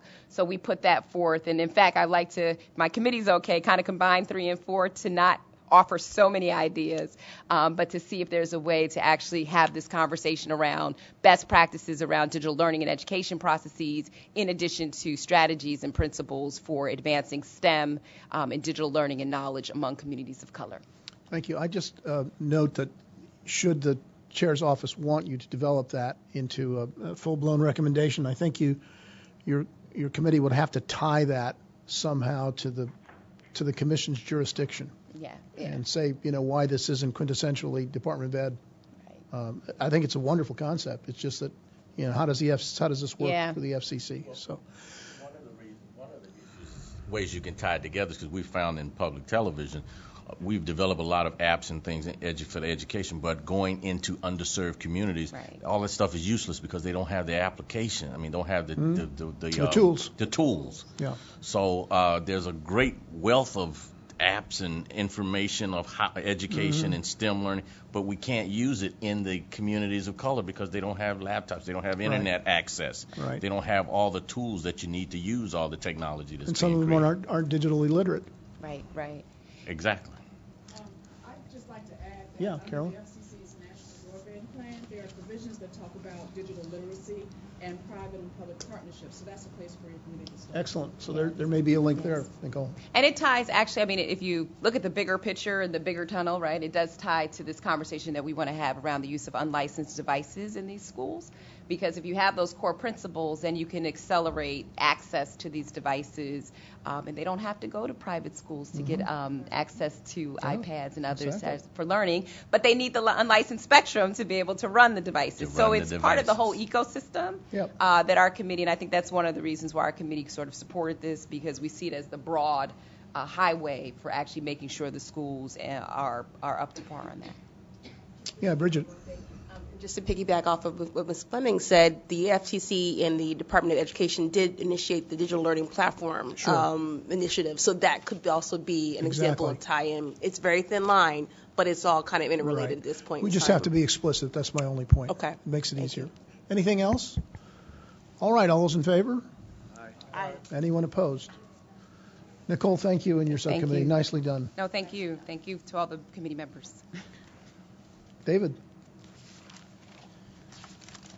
First, I'd like to be heard. To thank the members of the EEO working group who met September 4th and had a number of conversations after that and worked on the recommendations that we've presented to the full committee. A rather thick, granular version has been presented, fully footnoted, and I'll summarize it today. The members of the working group are Jason Legria, Carla Ballard, who's on the phone, Sylvia Strobel, and a few members who could not make it today, Jessica Gonzalez, Karen Narasaki, Rudy Brioche, and Andy Schwartzman, who I want to especially acknowledge because the underlying equal opportunity rule was the subject of a petition for rulemaking that the Office of Communication of the United Church of Christ filed, and Andy is actually old enough to have written it, which he did, and thank you. So one thing that's important to realize about the issue of equal employment opportunity is that it has a very long history at the FCC. The FCC was the first federal agency to require non-discrimination and broad outreach for employment for its regulatees. That happened originally in 1968 with a statement of non-discrimination, and then with rules first proposed in 69 and active in 1971. Under the chairmanship of Chairman Wiley, and when Commissioner Hook served in the commission, and those rules took effect and they were assiduously enforced, 14 stations got designated for hearing over a period of 5 years because of evidence of discrimination. minority and women employment in broadcasting increased by over 50%. And that has never happened before or since. So clearly, enforcement of rules does result in diversity.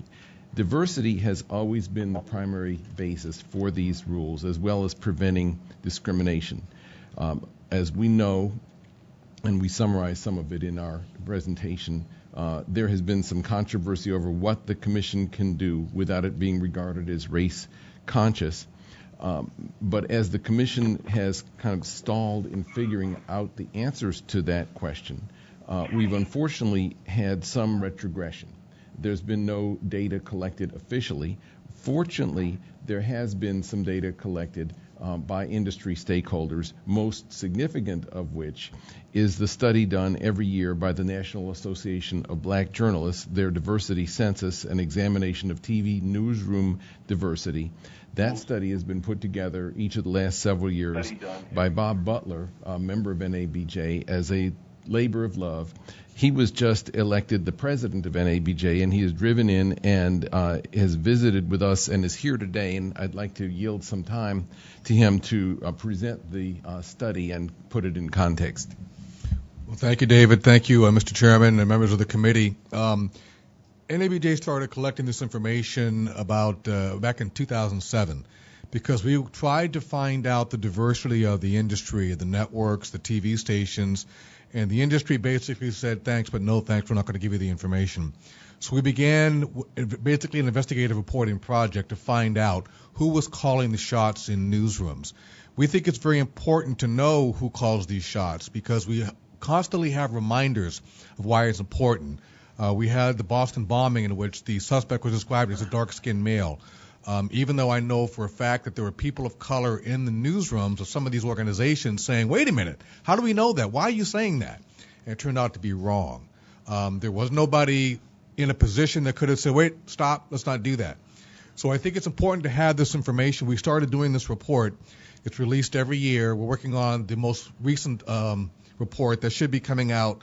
I say should be because I was elected president this year, and it kind of got in the way of my research. But I think it's important to note that the report looks behind the scenes in newsrooms. We don't look at the reporters and the anchors, we look at the managers, because those people are the ones who decide the news agenda. We know that in this report there are 295 stations owned by 19 different companies, and the diversity of management is basically 12%. 12% includes African Americans, Native Americans, Asian Americans, and Hispanics.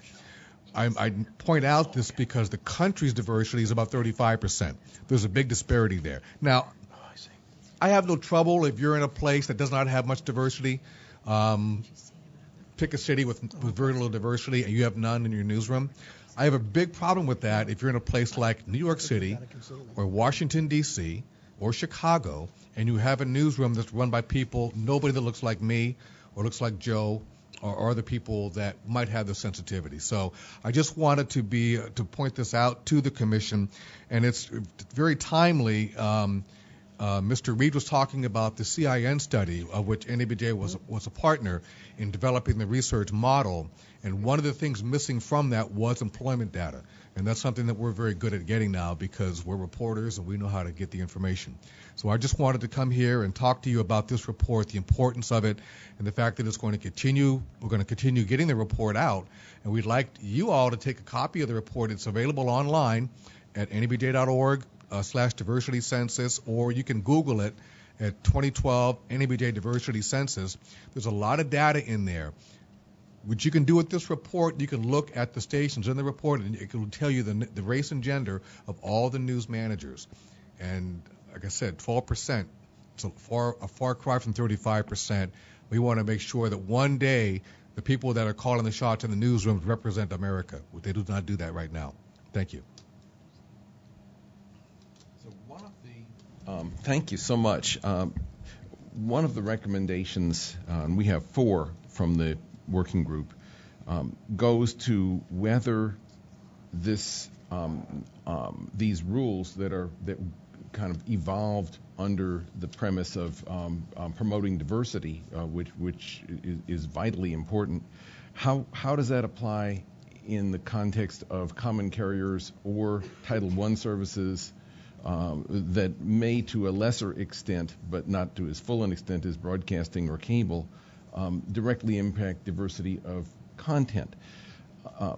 The committee has in the past recommended that under the principle of platform neutrality, these broadcast and cable rules be extended to other regulated platforms, which are kind of merging, the lines are blurring among them in any case.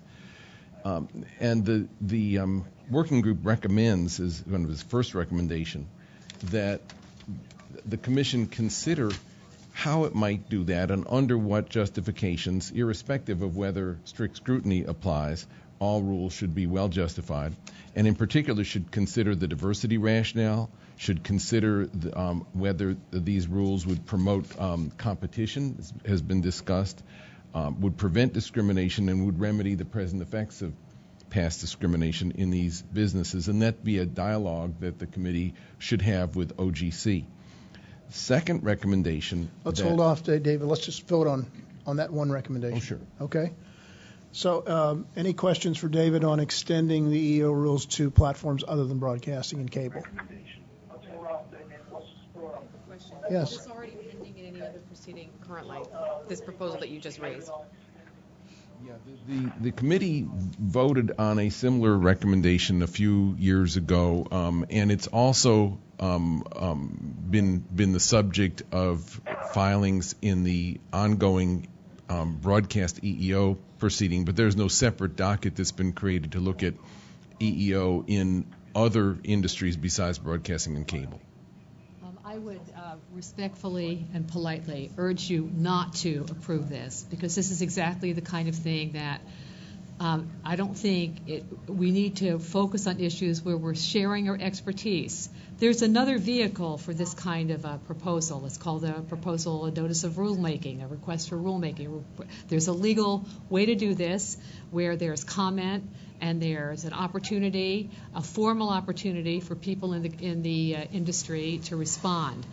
I would respectfully argue that we would be better use of our time would be to look around us, take our collective expertise, and look at the type of issues that the other two committees have suggested. And it's being it's already being considered, as Aaron points out, in another docket. It's in 98-204 and has been put forward as a proposal, and the Diversity Committee has endorsed it.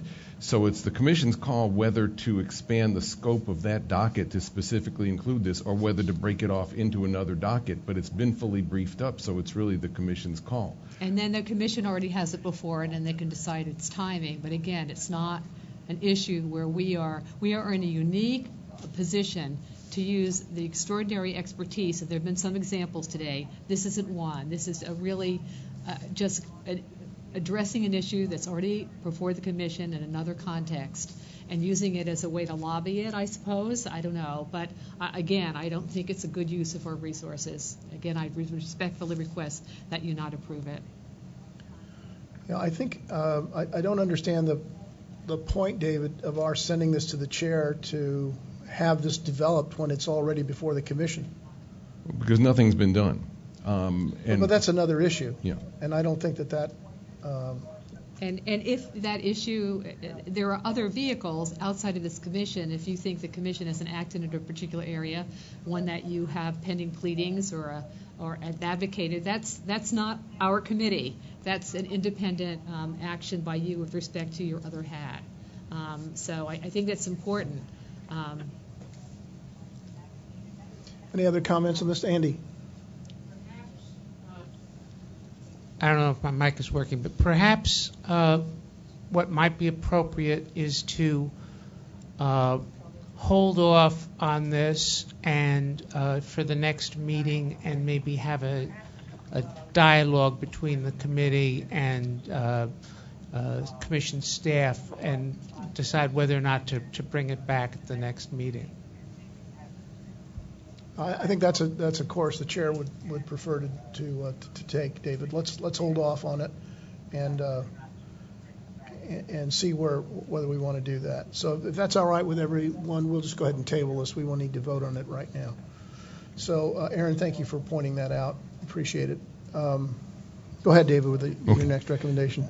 So the second recommendation that we made relates to audits and enforcement, which the Commission has used for the last 12 or so years to review broadcasters and cable companies' recruitment and whether their EEO programs that they file with the Commission have been effectuated. Here we looked at the fact that very few stations fail an audit.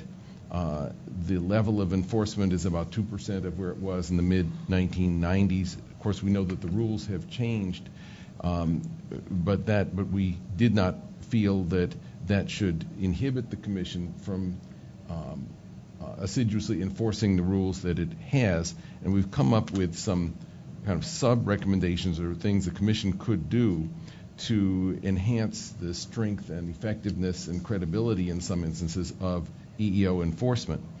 One of those is to simply recognize that presently it's housed in the Media Bureau. I think it may be the only enforcement staff in the Commission which is not housed in the Enforcement Bureau, and thus we've suggested that a civil rights branch should be created there that would encompass other similar areas of civil rights enforcement, such as transactional advertising and procurement non-discrimination across all platforms. That the Commission enhance and kick up a notch the audits that it does, and not hesitate to take cases that involve egregious misconduct and look at them in hearing. And to conduct kind of more audits and deeper ones, on-site review, and looking particularly, the single most important factor I think that we identified is to look at what the Commission has honed in on in the past as most indicative of discrimination. Presently, audits only examine whether an employer recruits broadly from places other than word of mouth from its own staff. That is one element that the Commission considers when determining whether a licensee has engaged in intentional discrimination. But the other element that it considers is whether that excessive word of mouth recruitment was done from a homogeneous staff. What the case law says, makes clear, is that if your staff is heterogeneous and you rely primarily on that staff for recruitment, it doesn't tend to replicate a homogeneous staff over time. It may be inefficient and unbusinesslike, but it's not unlawful. Unfortunately, the Commission kind of treats that the same as if you're doing word of mouth recruitment primarily from a homogeneous staff, which the Commission has found and the courts agree is inherently discriminatory and would be grounds for hearing. The way to cure that is to, and we address in our next recommendation actually, which relates to Form 395 data, is that if there appears to be excessive use of word of mouth recruitment, to then look at the second step, which was, well, was the workforce homogeneous or not? So before turning to that recommendation, I'd like to put forward these specific proposals relating to audits for consideration. And also to note, and we say this in the report, that there's a particular area where minority employment particularly seems to have just collapsed, and that's radio journalism. That has never been examined by the Commission. Data seems to show that there's almost no minorities work in radio journalism anymore, except at Spanish language, Asian language, and minority-owned stations. And that this might be a proper subject for the Commission to consider under 403 of the Communications Act, just as it considered matters such as payola back in the day under that statute that allows for broad investigation into an area that goes to the Commission's effectiveness of its rules. So this is basically a proposal to enhance EEO enforcement, and you mentioned several, the audit and looking specifically at radio journalism and so forth. So again, I would urge you not to support these proposals. We've seen these from you, David, before. The value of this committee really is the expertise it brings cumulatively. It's not recommending that the Commission do something that's been asked to do before in a different context. To do that devalues the goal, our goal. If we can be perceived as a committee that has a unique perspective based upon the industries and the information that you have, that really makes our work product extremely valuable and special. Again, I urge you not to, because these are recommendations that have been made before. They are not based on our cumulative expertise, and they're fine to be considered in another forum, but not here. Anyone else? Jose, do you have? Yeah. I'm a bit troubled because I think the charter of the committee is changing, and I got that from Barbara's opening statement today, and I was curious about what she meant when she made that statement, and I'm curious now about what it is the Commission wants from this committee. So she'll operate as a federal advisory committee, which it really never has. I've actually had a lot of experience with federal advisory committees, and I've seen the wonderful work that can be done when a committee brings its joint experience together and shares its expertise in a way that we can't gather the information. I'll give you an example. Let's say we wanted to do something on recruitment and hiring, and you wanted to give us information that we otherwise couldn't get. One way to do it, for example, I've just picked this out, I'm not suggesting this be it, that all of your companies put together in a room all of the people that you have actually doing that job, sharing what works for them and what they've been successful at and what they haven't. All of a sudden, you're bringing together a bunch of different minds representing different areas, putting together a best practices approach that has worked across various industries. There's no way for us here at the FCC to have access to that kind of an expertise in such a defined way. What we've traditionally done is not anything different than your organization can do without this committee. Come in with a bunch of suggestions or rule proposals. That's not sharing your expertise. And that, I think, is the unique charge of this committee. And I don't think we've been successful in the past doing it. And there's been a lot of frustration. We've made recommendations. People have knocked their brains out making recommendations, but what the Commission needs from us is our expertise. Your proposals hit on it beautifully. Your proposals hit on it beautifully. Don't you see the distinction between that and the proposals that are being made now? I don't know how else to describe it. I'm not as articulate as some of you. Maybe you could help. Let's let Jim have. Do you have a follow-up or further questions? I'd like to hear some of my other colleagues weigh in. Jose, you're up. Yeah, I just want to, before I worked for Free Press, I was the Deputy Director for the National Association of Hispanic Journalists. And as Bob said, it shouldn't be the job of NABJ to have an investigative reporting project, and I know a little bit of it, and Maurice Foster from NABJ Executive Director is here as well, to get the data. I mean, they literally have to do a covert, if I understand it before, ask members within NABJ, within these newsrooms, to help them with it, because as he says, the companies don't want to give them the data, and they're partners with the companies. These same companies come to their conferences of recruiting, and these best practices you're talking about, these conversations have been going on for years at our conferences. What is the best practice? And then to recruit people of color. And for journalists of color, what should you be aware of in trying to go to the job fair and be, to put out your to represent yourself well, you get a job. This has been happening for a long time, and yet Bob has to be employ his investigative journalism skills as an NABJ vice president and president. And I think this is the frustration, that we're not getting any results. And meanwhile, you may have a situation where newspapers can own broadcast stations. Newspapers the number of journalists of color working in newspapers is dramatically declining. So it gets to the point, what Bob said in the very beginning, that this is a real issue that really impacts people's lives, and how ultimately at the end of the day we're getting at how we are covered and how we are viewed. And we're trying to, I think we're gonna, what Bob is saying, what David is saying, I think this gets to the heart of it. So to just rely on industry best practices, a lot of us around the table have been trying that for years with not much success. And sort of to echo what Barbara is saying, obviously there's a lot of agreement around this table about what the issues are. I think my focus and Barbara's focus has been to marry what the FCC is looking at, what we can do with the expertise that's in this room. It's one of the reasons we put together the subcommittee. So nobody's saying that EO enforcement is not a problem. One thing I will point out is that a number of these proposals, I think all of them, are all pending before the quad docket.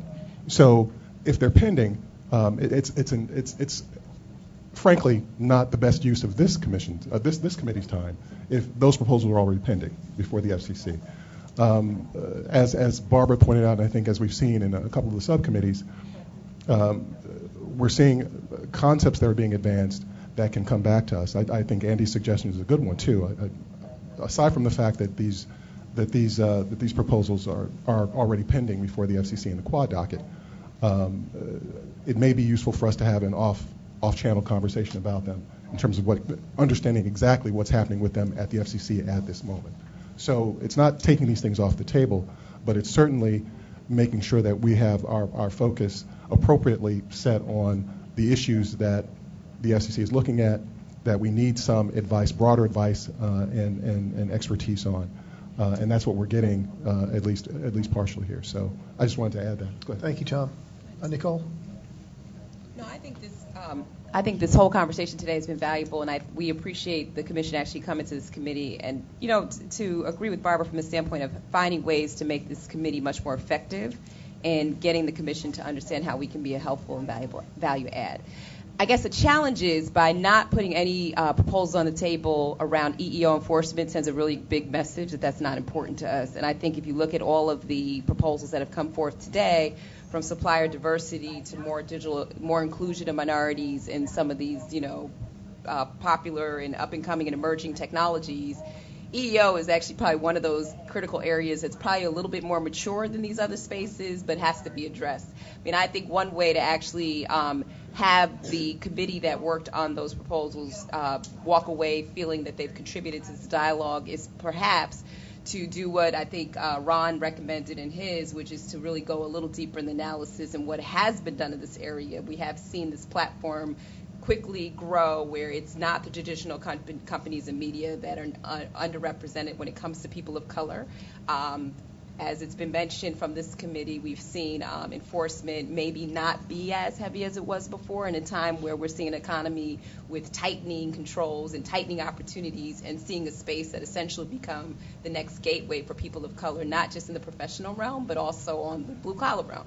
So I don't know. I mean, I put it out to this committee to think about ways to actually bring back, I think, several of those good recommendations of just revisiting to see how well we're doing, and maybe offer that more as a recommendation as opposed to, coming in with the exact, what I think I'm hearing is reiteration of the proceeding, but being a little bit more proactive as an advisory committee as to how do we go back and revisit what was before us, and maybe taking some models like the NABJ model or things that NAMIC has done and WIC has done to really see where we are. Because if we don't take that on, I think we're going to miss some of those opportunities going forward. Mm-hmm. Yeah, David? When this committee was established in 2003, it was very clear that one of the core areas that it was going to address, and in which members were recruited because they had broad expertise, was equal employment opportunity. That was one of the three major purposes of the committee and has been ever since. We've been down the path, and I want to just acknowledge that in this room alone is over 100 years of collective experience on equal employment opportunity. The experts in the country are in this room today. We went down the path of developing best practices, which appropriately was the right first step and first approach. We actually wrote a book that was commissioned and put in the Commission's website in 2004 and came up with specific recommendations for how the equal employment opportunity rules could be tweaked to take account of the fact that the industry was shrinking and that more issues were arising for enforcement purposes in the context of retention as opposed to recruitment. Unfortunately, no action was taken on those recommendations, and it has been 9 years. Other organizations have filed comments in this at the time that this happened and since, and nothing has been done. This is not an area that a credible advisory committee can retreat from. We have seen a collapse in enforcement. We're seeing a collapse in employment at a time when the nation is becoming going into having a digital economy. There's no issue more critical on which we have more expertise. So I just wanted to encourage, with great respect for the Commission's prerogatives, the body to not retreat from this area, which I think is fundamental to what it does and fundamental to what the Commission does. Would close by just noting that what has been asked of us is to propose concepts. The chair of the Commission can accept or reject them. That's a dialogue that the committee can have with the chair or the incoming chair as to what direction to take it. But certainly one thing that the task force found not acceptable is another 9 years of no significant action on a matter that's vital to competition and diversity. David, why don't we go ahead and did you have something else, Jim, that you wanted to? Well, I think this is an important dialogue we're having right now. I agree. And I'm sorry that Diane Sutter wasn't able to be on the call today because some of the recommendations or some of the concepts that came out of our committee probably get caught up in the same conversation. Mm-hmm. And so that's why I wanted for us to understand what it is we're saying the committee's role is going forward, because I think it needs clarification. Let me put it that way. All right. Point taken. David, Mr. Butler? If I will, thank you very much. My members are wondering why it is that the FCC is quick to fine a network when there's a wardrobe malfunction in the Super Bowl, yet allows employers to get away with not hiring our members. That doesn't make sense to my members. It doesn't make sense to me as to why the federal government in its regulatory role doesn't have the kind of data it needs to do proposed rulemaking and actually relies on an outside organization to collect the data for it. Our members have a lot of questions about the role of the FCC in regulating the industry. You know, we have companies out there that are putting product on the air that is biased, and it's supposed to be unbiased because they're on the public airwaves.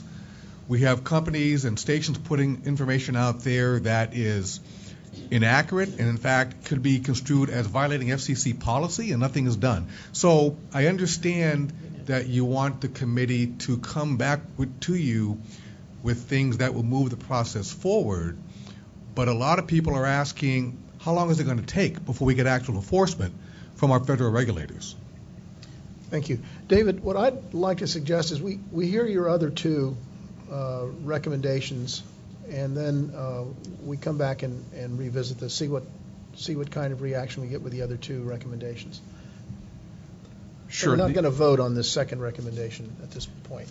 The third recommendation speaks to the question of transparency in Form 395 data. One reason for that was already stated, which is being able to know whether a recruitment practice rises to the level of intentional discrimination.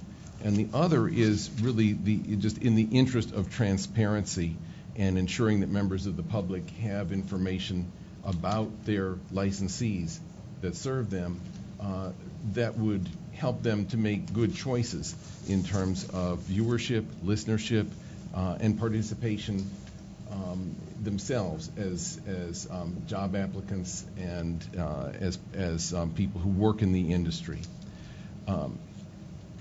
The recommendation is simply that the Commission restore the collection and public access to this critical information and notes that there is no legal impediment to doing so. And if I can just state briefly, the fourth recommendation relates to the FCC EEOC Memorandum of Understanding from 1978. This actually is a matter that has not been taken up, but I think is the only matter that we have that's not presently before the Commission. And that right now, that Memorandum of Understanding requires both agencies, when they receive a complaint of discrimination against a broadcaster or a cable company, to notify the other and decide which of them will take the lead. Here, now that the Commission has gone to the process, gravitated to a procedure based on audits, this would suggest that memorandum be amended such that when a Commission audit uncovers possible discrimination, that would trigger a notification to the EEOC, and vice versa, when the EEOC receives a serious complaint of discrimination by a regulatee, it would forward that to the Commission initially for a special audit. All right, thank you. Barbara, do you want to speak to these? I guess I have I don't want to repeat myself. I understand the feeling of some of the members here. I'm not telling you that any of the comments you've made are not correct. I'm just looking at the scope of this body, and I think I have the same problems with all of the recommendations. Okay. Anyone else? Nicole? Yeah, so just to answer that, and so we can sort of honor the work of the prior committee, is should the conversation be around how can we take this bigger rock issue of EEO enforcement and perhaps bring before the Commission a concept of looking at maybe a culmination of what we've heard today, taking that head on. I mean, David mentioned the 2004 best practice document. It's 2013. Almost 2014. I know a lot of traction was not met, but I'm just curious. I think, Barbara, this is kind of what you're getting at, to sort of shovel out rocks that we can effectuate change around. Using the expertise of this body, right? As opposed to saying, Commission, you haven't done this or this. There are other forums. I'm not telling you you should be upset about it, but there are other forums to do that. I'm looking at this to be a constructive forum, and again, using the expertise of the many people here. Right. I mean, I honestly think that we'll get back to some of these issues that are on the table. Yeah, they're not going to go away. They're actually still there if they're still been unresolved. But I think in terms of repackaging it so that it can be heard, I think I speak for myself, but it's imperative that we bring before the Commission a concept around EEO and EEO enforcement. A point well taken. I think also we it's difficult, as I said initially, again, just conceptually, going to the chair to say, we want you to help us, we want you to ask us to develop these concepts so that you might consider them when the Commission is already considering them in other dockets. I mean, we've got to kind of deal with that issue. That isn't what Chair Clyburn asked us to do. So we've got to deal with that. I like your suggestion, Nicole. Anyone else have some thoughts? I'm just interested. At one point, in one of the iterations of this committee over the past decade, it was suggested that we should receive suggestions from the Commission about what subjects we should be addressing. Absolutely. And I don't know if that has not changed. Okay. What's changed is our ability to go to the chair to say, give this to us to work on. Right. And here's the expertise we have to help you. That's the piece I'm getting at. That's what's changed. It's a nuance, but I think it's an important one in the way that we're doing our work. That this chair has said, I'm willing to consider your suggestions about what it is that you want to work on. We haven't had that up to this point. Well, and I think that's what I heard David providing was these are our thoughts about issues pending before the Commission. And what I hear you all saying is, well, they're already being considered, and I understand that. I guess here's my concern is that the Diversity Advisory Committee, as you said, we represent a variety of viewpoints. It seems to me that if we come together as this diverse body and say to the Commission, collectively we believe these are important issues, that has a different weight than if we come separately in our individual capacities. So saying that we shouldn't repeat it here troubles me, because I think it does have a different message if it comes from this body as opposed to if it comes from us in a rulemaking proceeding. So I feel like to some extent the voice of this committee is being narrowed, and maybe what I'm hearing from Barbara, maybe what you're saying to me is that if you don't narrow your voice, you won't be heard. Also, there's a piece missing in your recitation. Okay. It's not just there are all the issues mentioned here are important, but the piece is, which of these issues can we actually help with the expertise that we have in the industries that we represent? That's another piece of it here. What can we provide by cumulatively putting our information and expertise together?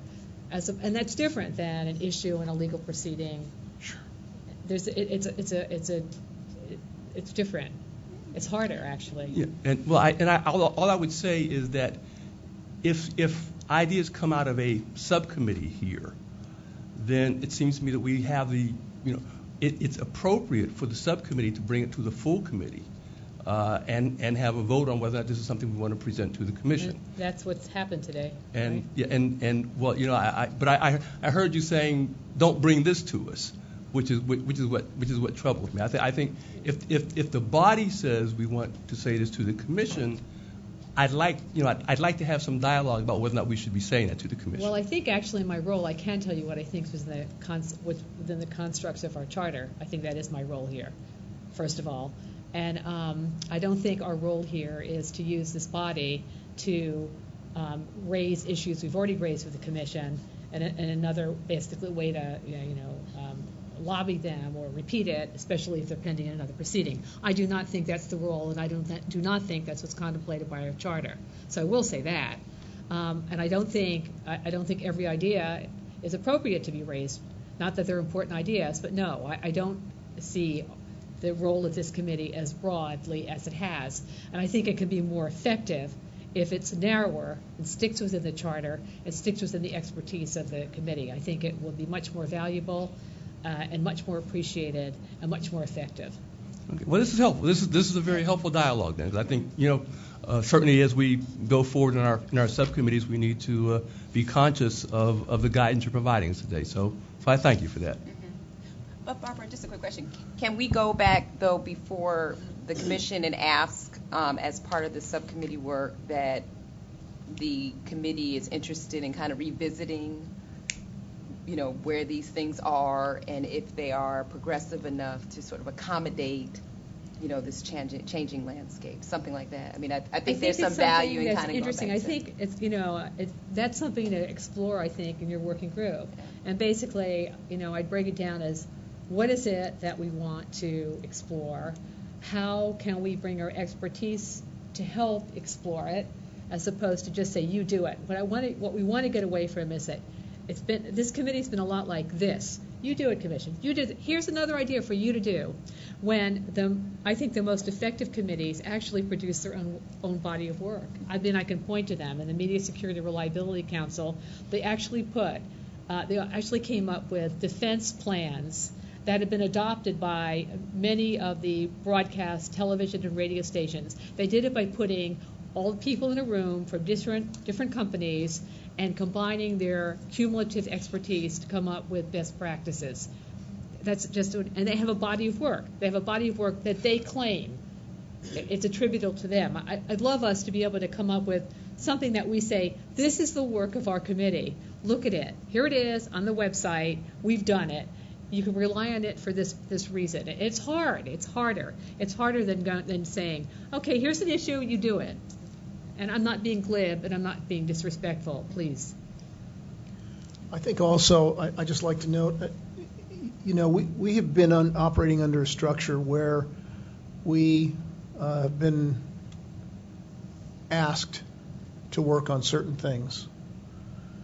And when I was told that was how we were going to operate, I thought that was going to be better for us than the other way we had been operating. You've been on this committee since its beginning, and you know how we used to operate.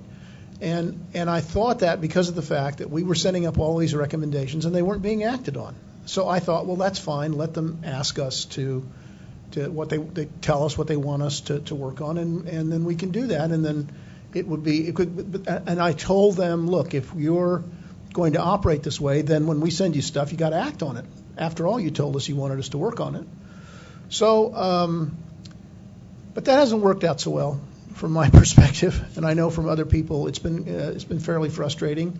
A lot of you who have shared your frustration with me individually, and now this Chairman Clyburn has offered us another way. She said, "Okay, you tell me what you want to work on, and then we can consider it up here, and then we can send you some stuff." So I would hate to go back to her with something that she didn't mean. If we send stuff back to her that we didn't, she didn't mean this, and I think we're hearing from Barbara what she's talking about. So this is the kind of thing that we don't want to send her back. I don't think, not yet. I like Nicole's approach. I think that the committee worked hard on this. I know David put a lot of blood, sweat, and tears into these recommendations, but I think they can be repackaged to meet the criteria that Chairwoman Clyburn has established in terms of how we ought to look at this going forward. So, and the buck's got to stop here. I put this email out after I chatted with her. It obviously has created some confusion, at least among two of the subcommittees, and so I apologize for the confusion that I caused.